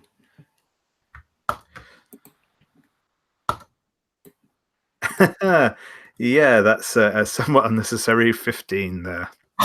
Wow. You folks are doing incredibly well. Wow. All right. So on a hit, you keep them safe and choose one. Add a team to the pool. Take influence over someone you protect or clear a condition. I think I'm going to add one to the team for the minute, actually, because I get the feeling we might need that in a moment. Yeah. Wait. Why should I say that? I shouldn't confirm or deny. Yeah. So I think. Oh, tell me how you do this without getting like blowback from the magic. Yeah, I think basically he's just going to sort of. He never really stops moving. I think he kind of charges towards it, kind of executes like a forward roll, probably sneezes as he approaches the big magical pillar, but kind of springs up and almost like tackles Alabaster to the floor, but kind of rolls in such a way that he takes the brunt of the impact before kind of popping up and slinging him sort of over his shoulder, and then basically just turns on his heel and bolts towards the decontamination chamber. Yeah, I think. That all happens, and once the moment you get his grip off the knife, the magic just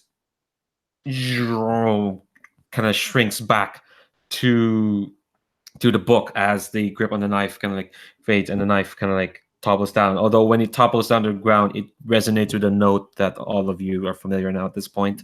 It's that note again, so to speak. Oh, it's also presumably that knife as well.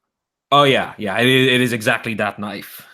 That damnable knife. And I think as it makes that tone and hits the floor, I think, Spectre's just going to go, God damn it! Yeah. Alabaster you can hear him breathing, but he's unconscious as you can run to the decontamination booth. I think, again, Logan can come in at any time if something happens, but I think no, not the knife, that's a different game. That's underneath London. Oh, Rob? So, what would I see when I came into the room? You see Spectre running towards you. And you see Serenade that burst into the booth is probably still there, having beat the shit out of Agent Sunday, and Sim is probably looking very magical, having just performed quite a bit of magic. And you see Agent Sunday slumped on the pedestal next to the book and the knife. Look, and I think you walk in just as like Spectre is coming to you. Yeah, and Loki is like wearing like a tracksuit, like open zip tracksuit with like all sorts of like glowing circuitry and stuff lining it. And the same with his pants. Nice. All right. So, Spectre, Loki has just showed up. You haven't seen him in a while. I think he's gonna like come to a halt so he doesn't barrel into Loki and say, "Loki, it's that goddamn knife again, the one from the auction." Good. I'm going to use my moment of truth. Oh shit. Oh shit. All right. Would you kindly read out your moment of truth?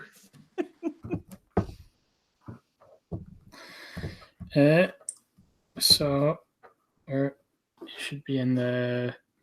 I'll just open up Brain Playbook on here. So,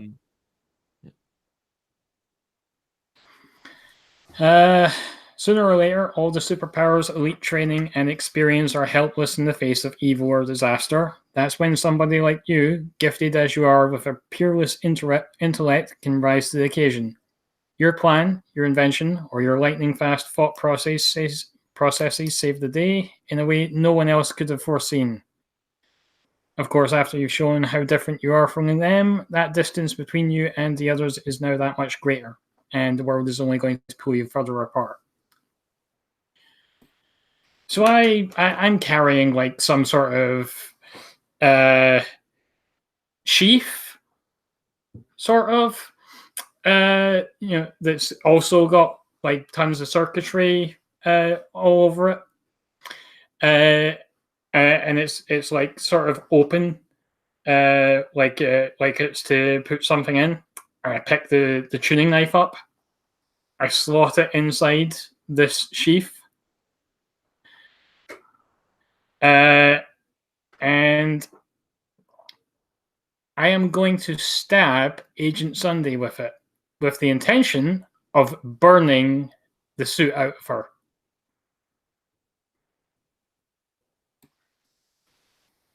All right. And I think we'll kind of like I'll still kind of let you have control over the scene, but I'll narrate what happened what happens when that happens. So I think you stab her and her eyes immediately flick open. And the pain is bloody and it's quite excruciating. She screams again, but okay, yes, yeah. I think because you're holding the knife and you can feel it. It's not just like stabbing her. It is like fine tuning her almost. It's kind of going through her frequency and kind of rooting out what is Agent Sunday and what you recognize, this frequency you found that Mrs. Smith, this malignant, terrible frequency. And the thing is, you've got this knife that you mentioned can tune the world, and in the end, against such weapon, this suit is just another frequency. And yeah, you twist the knife and it twists this frequency and it scatters it. And I think everyone can kind of see this, like she's on the ground as you stabbed her, and kind of coming out of her head, almost like a shadow, is like this thing in a suit for everyone to see. Like Serenade has seen this thing before, but now everyone has seen this, like this creature kind of like almost trying to drag itself away from Agent Sunday. as like as this long thin thing in its best Tom Westwood, or Westwood, and this horrible pale white head and this mouth of thorns, and it also is kind of screaming as its image that's coming out Agent Sunday is kind of like disintegrating. It's cracking into pieces. Like it's cracking in a way that cream doesn't crack like that, because cream is all consistency is weird. But it is, it's developing cracks, and as soon as it kind of reaches the head, it opens its mouth and lets out another like horrific scream as it bursts. And there's a backlash of just horrible oily energy washing over all of you. And yeah, this knife is in Agent Sunday. I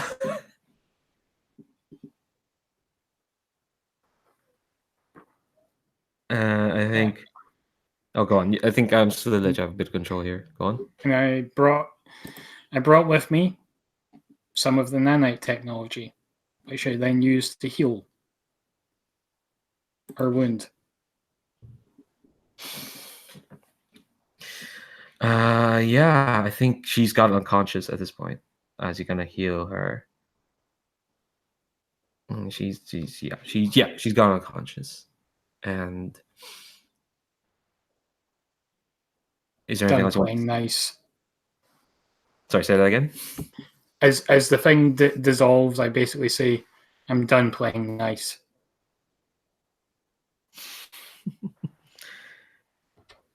Anyone else have anything to say to Loki? As Loki's doing that, Sim approaches. That was a masterful plan. It was an honor to be your distraction while you planned this. May I have the knife?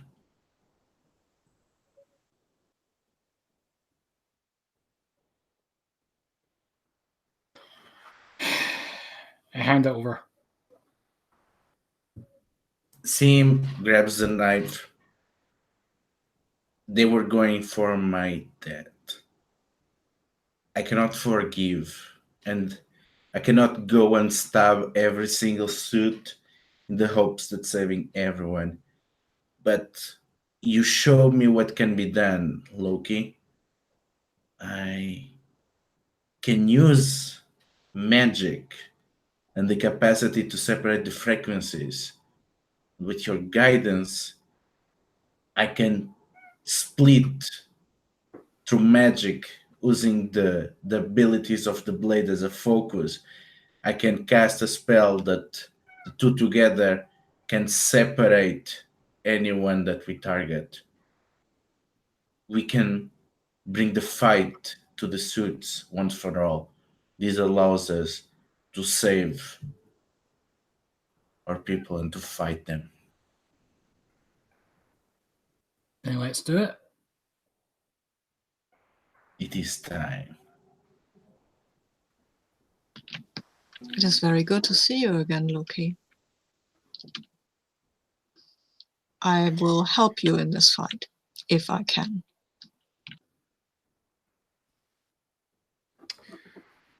Yeah, and I always got your back, but in the meantime, we should probably make ourselves scarce before. Well, before what? And it's the voice coming from the doorway, and it's Agent Hyde. This is Ash's dad, Agent Marcus Hyde. I put a picture in an MC. He basically is 50-year-old Aaron Eckhart. Well, time to see if the spell works. And Sim raises the knife like one would a crucifix against a vampire, and with the other hand starts the incantation. Okay. Okay. Oh, okay. Let's see if the dice keep being on your favor. Yeah, let's. If we're attacking, then we're attacking. Okay. So I'm going to throw him towards Sim, and then I try to get him. And hold on. Before we do this, we're gonna go through some stuff. This isn't no ordinary person. I let you get away with that Sunday shit, but no, this has to be done. When you enter battle against dangerous foes, a team add 2 to the team pool. Who's the leader of this? Is it Sim or Loki? Loki. It's definitely Loki. It's Loki's plan. Okay. All right. Okay. All right. Okay. The leader has influence over every teammate at another team. Does he? Yes. I think so. Yeah. Oh yeah. Everyone looks up to Loki. We If shouldn't. I don't know, you took care of Sunday very quickly. You can do the same here. If everyone has the same purpose in the fight, seems like it. Yeah, we don't need to literally have to like say the same sentence, but okay. Any team member mistrusts the leader? Nah, no, not like after like I'm imagining it's a full page as well when the comic book when you turn a comic book and like it's a full page of Loki when he comes in, or if this was like a Marvel comic, it would be like a 2-page spread, but you have to turn it flip ways. But for some reason, the ad department inserted an ad in between, so it's really annoying to read because Marvel. Okay, if this was a Marvel comic, that's what I'm saying. Yeah. Are you ill prepared or off balance? No, you're all united in a purpose. Although I would question the logic of fighting not 1 but 2 Aegis I'd agents. say we are fighting on their turf, so Yeah. Okay, all right. I'll remove a team. You still have 4. Let's see how well this fight goes because we have like what 23 minutes, 22 minutes. All right. Okay. Let me I didn't expect this fight, so let me just quickly build some stats. Okay, here we go. And yeah, add an extra box. Mm-hmm.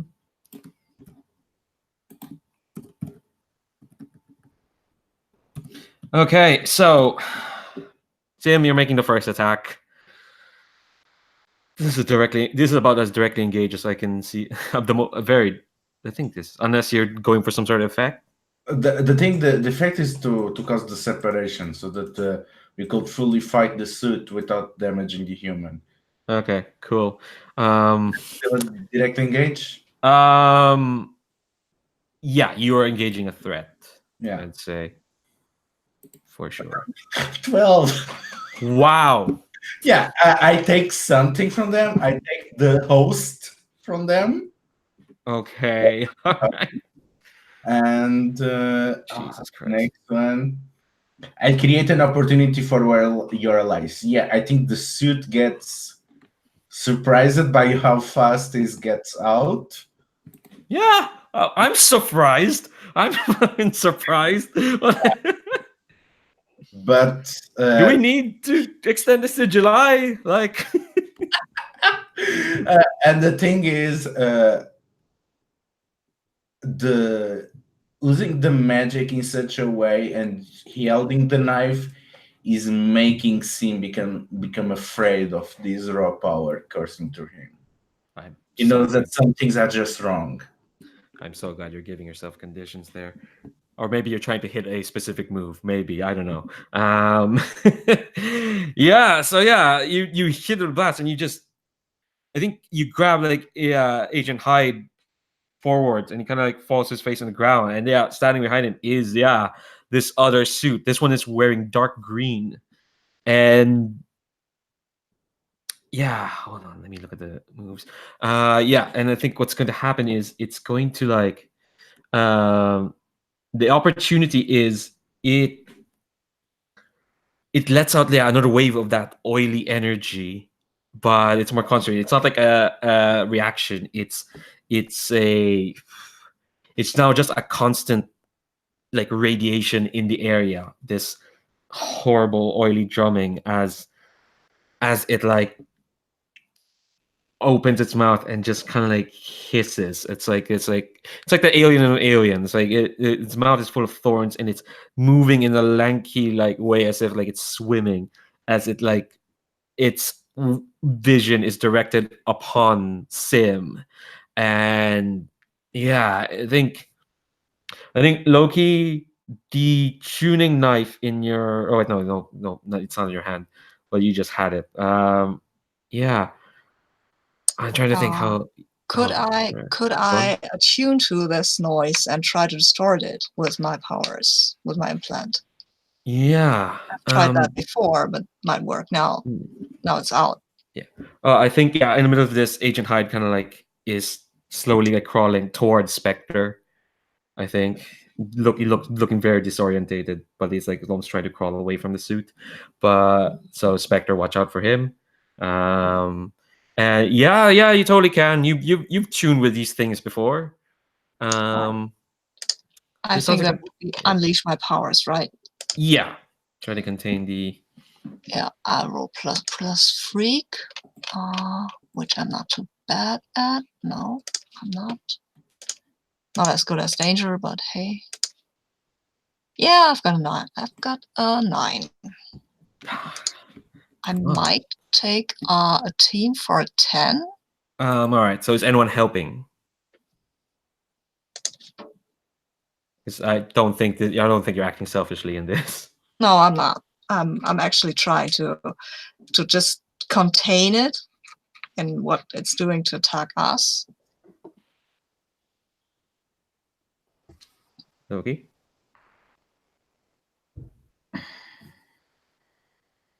Oh, don't tell me your new delinquent attitude is keeping you from helping people, are you?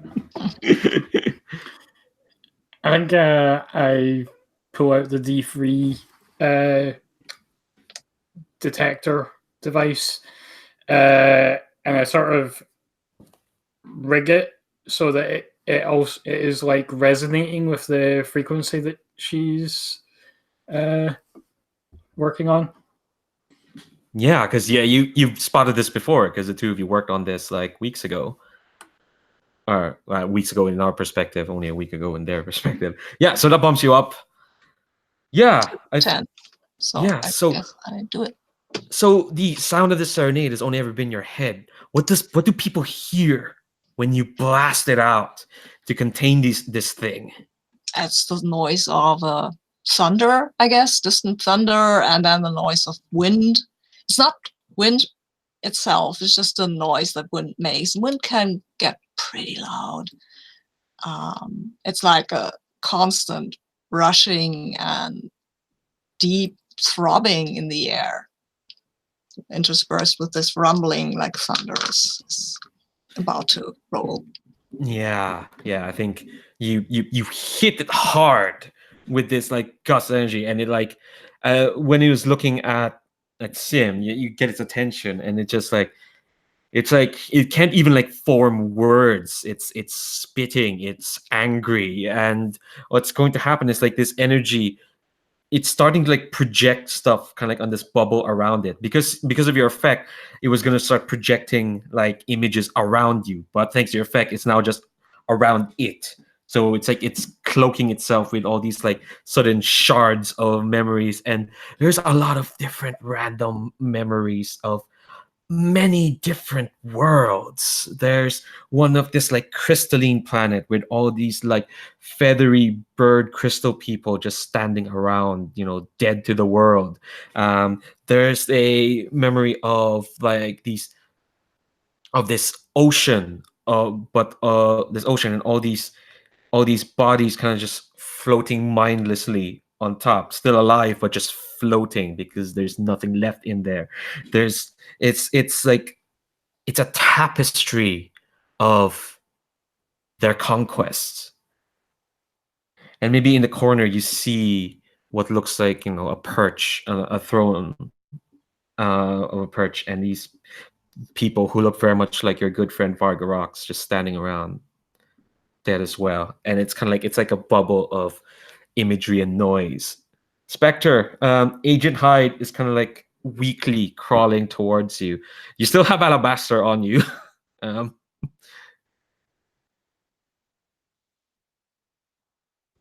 Yeah, so I think I'm going to relatively gently put him down, just sort of against the wall, and turn to Agent Hyde. Agent Hyde, can you hear me? You had some sort of thing inside here. where can you help me? Can you help me up? Where am I?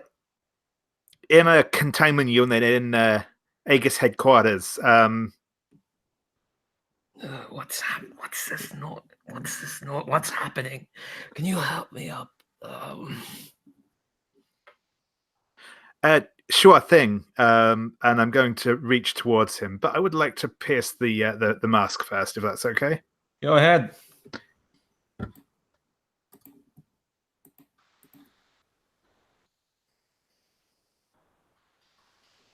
Someone gonna roll fail? No. We can only hope.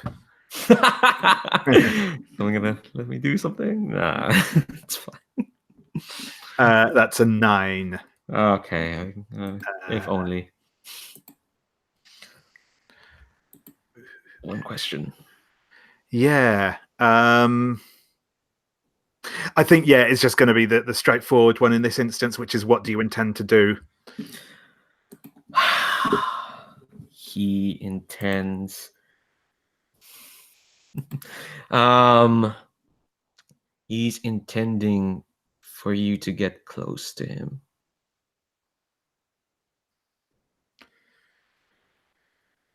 Sure thing.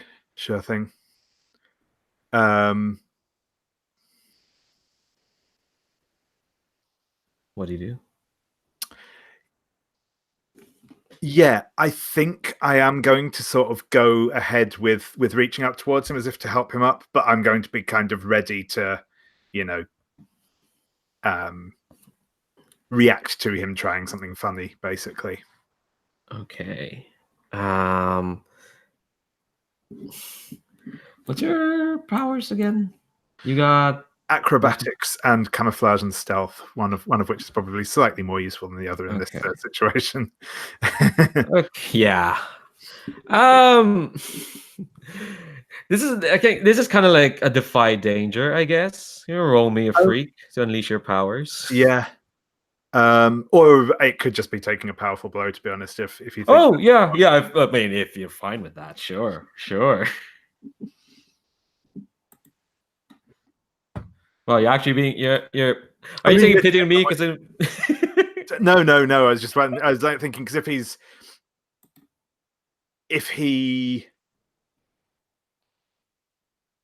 does just kind of outmatch me, which is entirely possible, then I think that would be fair. But no, I mean, I can also roll that and unleash powers if you think that would be appropriate. I think because he's not going for a blow. Sure. So unleash it, would you kindly?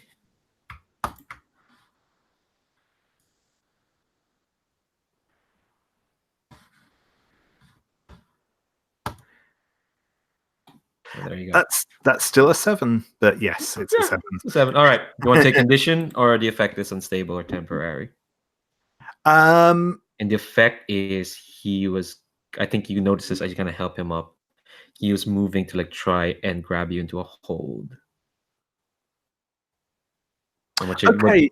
Yeah. No, I think in which case I will go for the effects, maybe unstable temporary. So I think maybe we're grappling.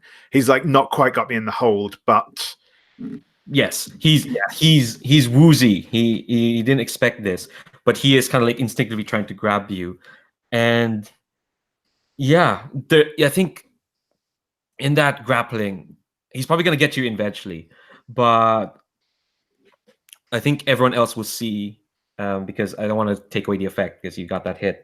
Yeah, no, that's cool. I think everyone else who can see, who's not paying attention to the tapestry of genocide, that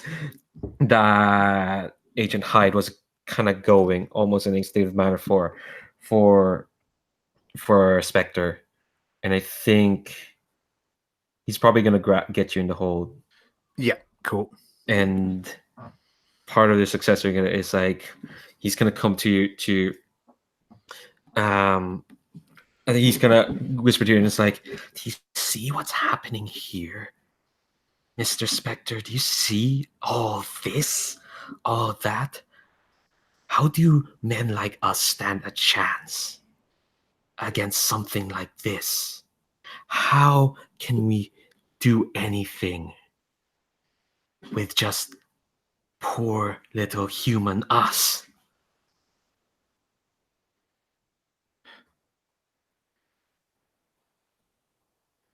By trying harder and being better, Agent Hyde. We don't have the luxury of being better, Mr. Spectre. We do what we can. If that involves teaming up with things like that, then we do what we must. And he grabs you in the hold and kind of like, and comes out of his wrist a gun, a pistol, and he says, and he points the pistol at your head, and he says, and he shouts at y'all, "Just give me a reason. Give me a reason." Okay, nice step 1, asshole. What will be step 2 and 3? Well, I have to congratulate you on your step 1, kids. Picking this fight in Aegis headquarters, completely surrounded. Where do you think the three of you are going to go once you step out of this room? Everything that was happening here has been known to us.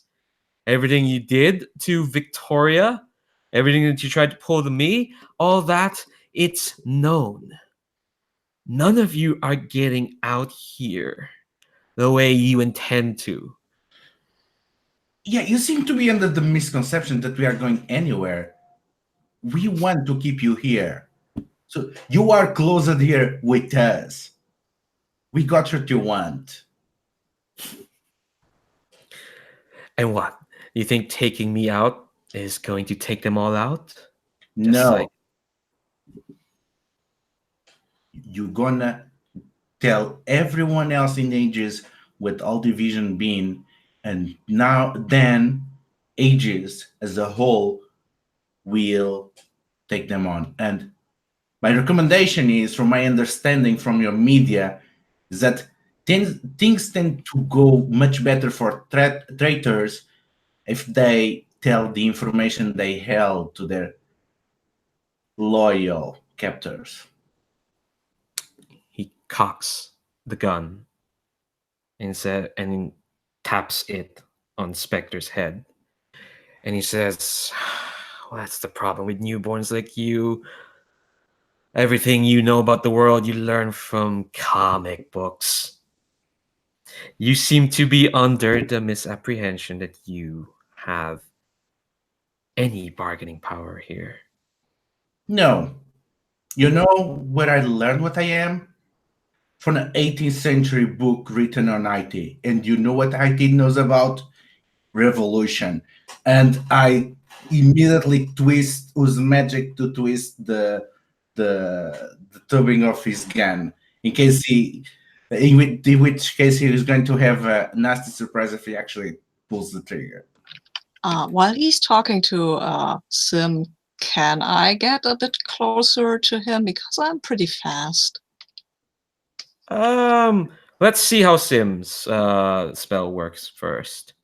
Unleash your powers there.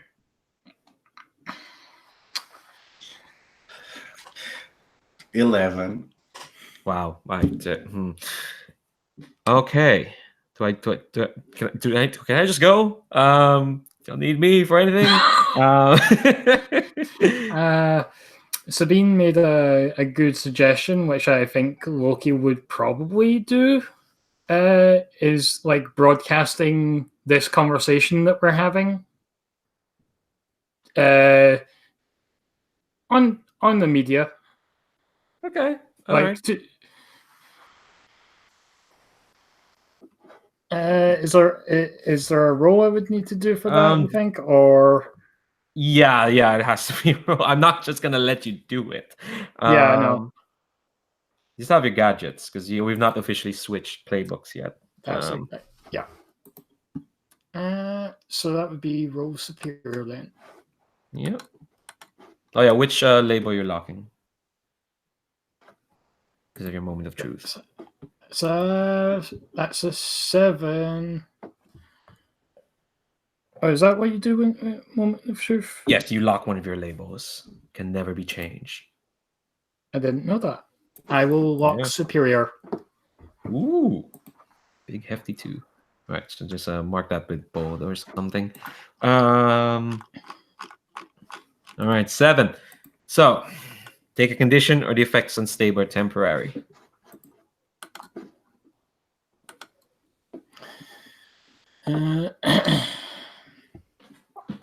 I will.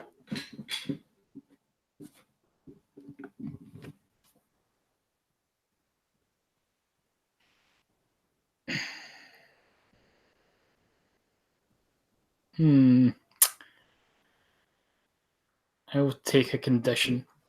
How are you feeling? Afraid.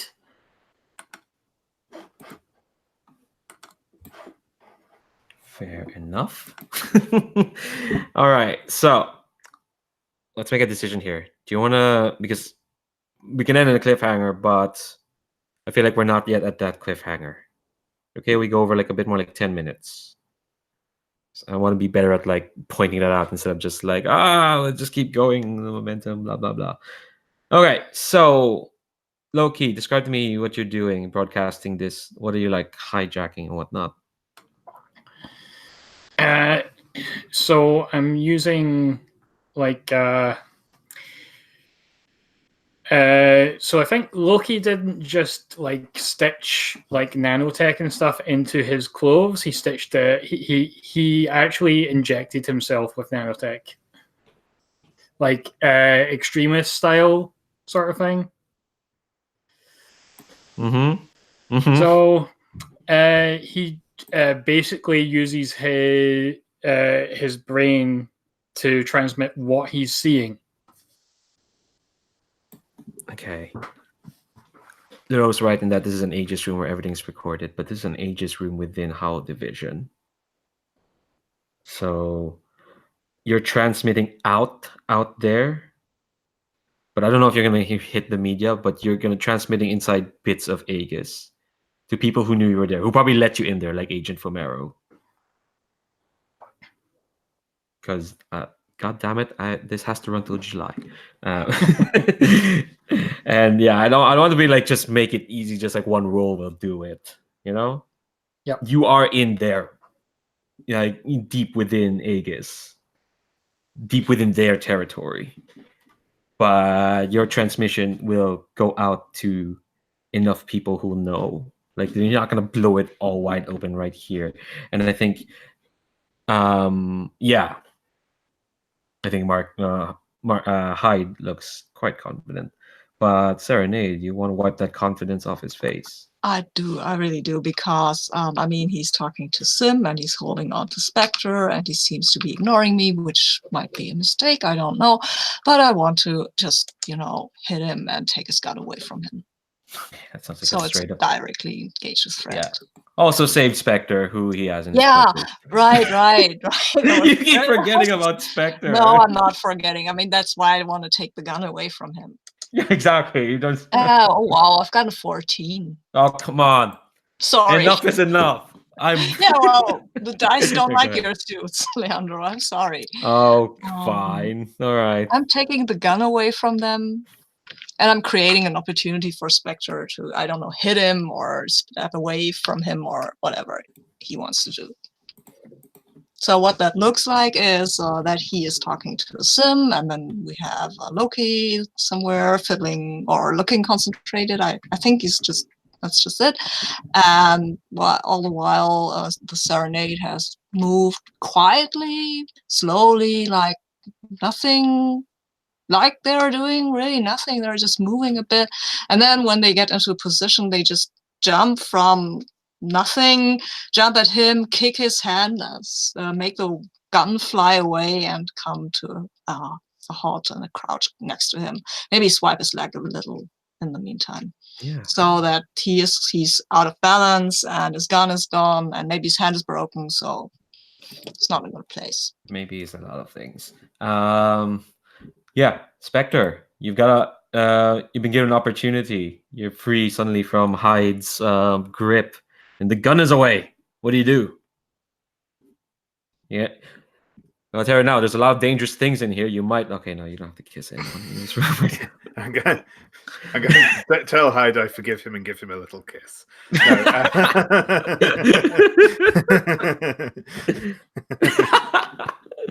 No,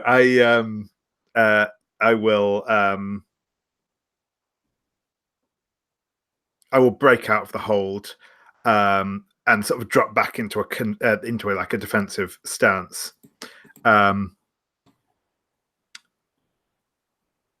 say, the whole point of us being here in the first place is to protect people from danger. You're inviting it into our homes. I've seen what these things do to people. They hollow them out, suck them dry. He's going to sort of gesture down to Alabaster. What did this guy even do that you brought him in here and tried to do whatever it was you were doing to him?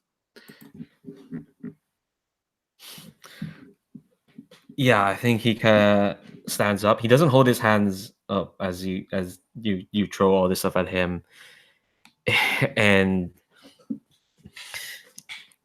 I think he says with all the dignity that he can muster, that he as if he just truly believes it. It's like, we do what we must in this division, Mr. Spectre.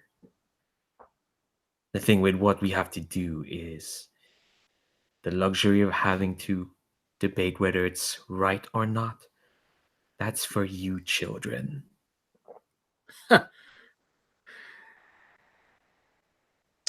You sound and like... you think doing the right thing is the easy bit, Agent Hyde? Doing the right thing is never easy. Well, we do what we must. Well, then you must understand. We also do what we must. You seem to be pretty confident about the values of HAL division. So you certainly will have no problems to defend them before the Directorate of Ages and your fellow division members. I'm sure they'll be able to debate the issue of your continued operation.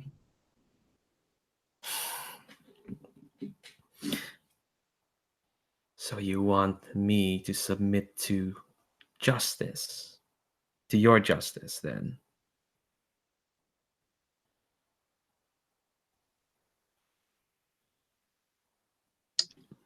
Sounds appropriate.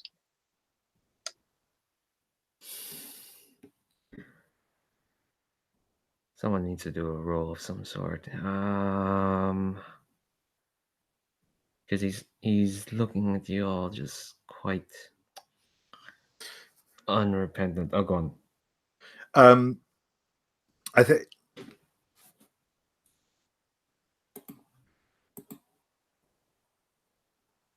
Yeah, I think you need to come clean about this. You need to. What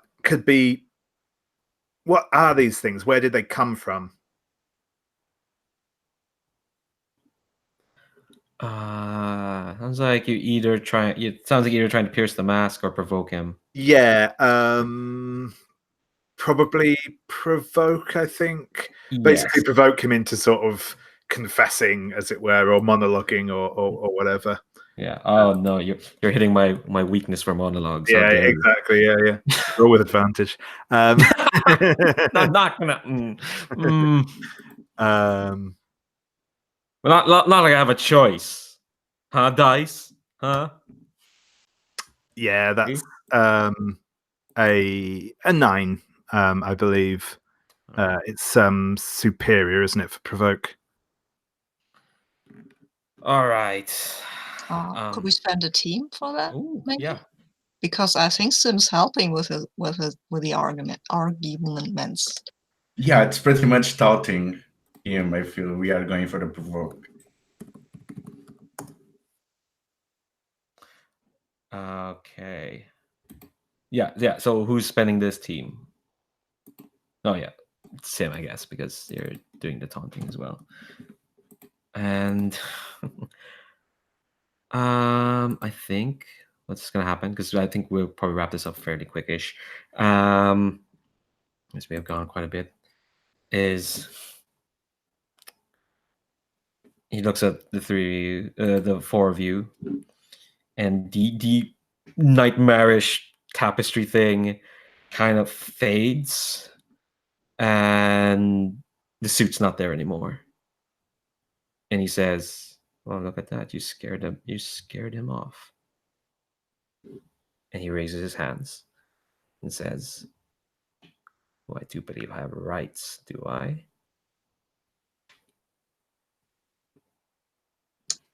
I would want Kevin to test him for the frequency of the suits, because the suit might just have gone back into him.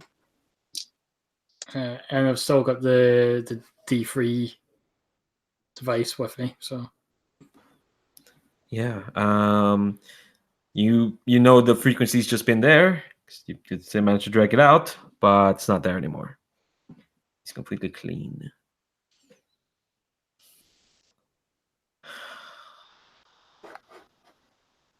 While I'm here, if you'd let me ask one question. What did you do to my daughter? She's safe. You'll forgive me if I don't tell you where she is, but I don't want any harm to come to her. The only reason why we are going easy on you is because she worries about you. She does not know the dirty piece of shit that her father is.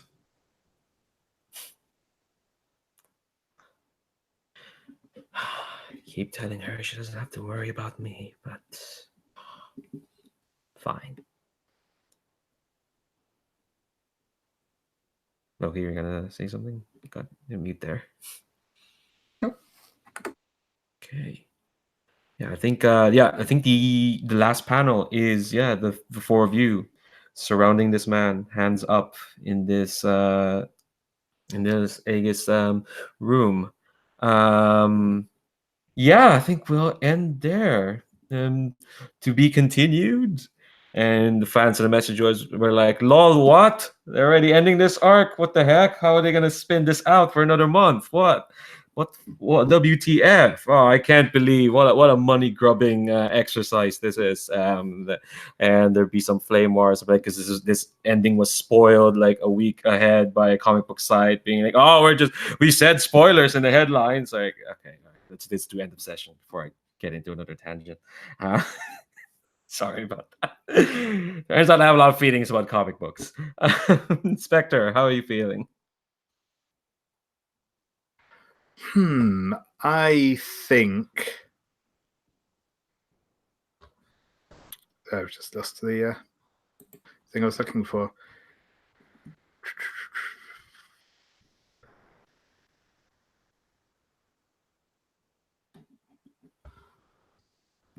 I think that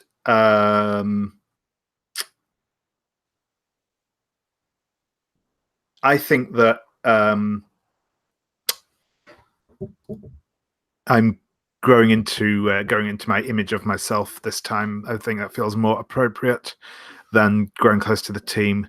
I think that although it's always kind of been his thing, it has kind of solidified this idea that he has to try and do what is right rather than what's practical or so I think that's kind of his takeaway from this issue, and as a result of that, I think I'm going to put my I think it's actually going to be superior up and danger down. Interesting. Okay. Loki. And we'll talk in between sessions of how we're doing this playbook change thing. But yeah, how are you feeling? So it's a toss up between grow away from the team or grow into my own image of myself. I think I'm going to go with grow into my own image of myself, because I basically decided screw all the rules. I'm going to do things my own way. Yeah, and speaking of your drives, you got a new costume. Stabbing someone could be ridiculous stuff. I don't know. Kinda. You just came in and you saw something. You went for the knife and just stabbed her. What the fuck? I won't think about it, but yeah, I'd definitely say you got a new costume. You can mark off that drive. Yeah, which stats are you moving up and down?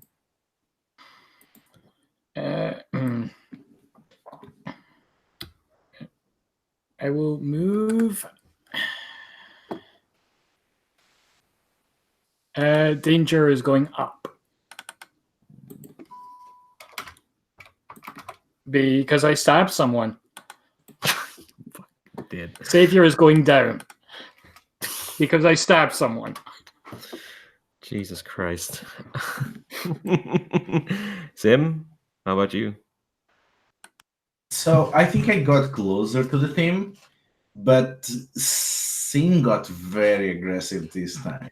Yeah. So I don't know if it's going more Serenade or the new Loki. I'm tempted to go with the new Loki. And because they have influence already, they get to shift my labels.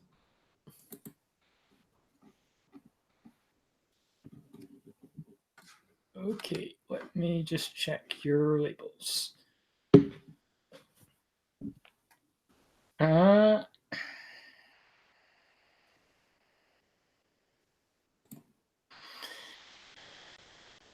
gonna take your mundane down and your freak up.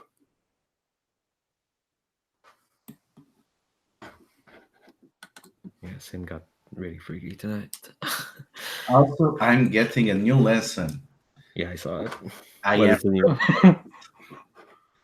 because he saw that if he hesitates for any reason to do what must be done, then people around him get hurt. So he understands now that for some people, cannot just appraise and try to understand them. Must be ruthless. Nice. And Serenade? I think Serenade grew closer to the team as well, and I'm giving Loki the influence. Ooh. Yeah, because we did the whole tuning thing together, and he's the one I really know the longest, I guess. And I'm happy to see him again. So does Loki get to shift your labels? Oh, yeah. I will put your savior up and your danger down. Nice. Oh, it is interesting that most of what Serenade did was beating the shit out of people, but to save people. Yeah, it's good. It's good. And everyone loves the delinquents. All right, cool. So that was You know what? I said an hour ago, like, oh, why even bother planning? Because I don't know what's gonna happen. And you know what? Oh God, this is wow. Again, y'all just keep surprising me, and that's great. Oh fucking hell! I'm gonna stop this podcast because again, we're running long again because I'm terrible. But yeah, thanks for watching. Magpie Games, the Gauntlet. Links down below. Bye YouTube. Bye bye.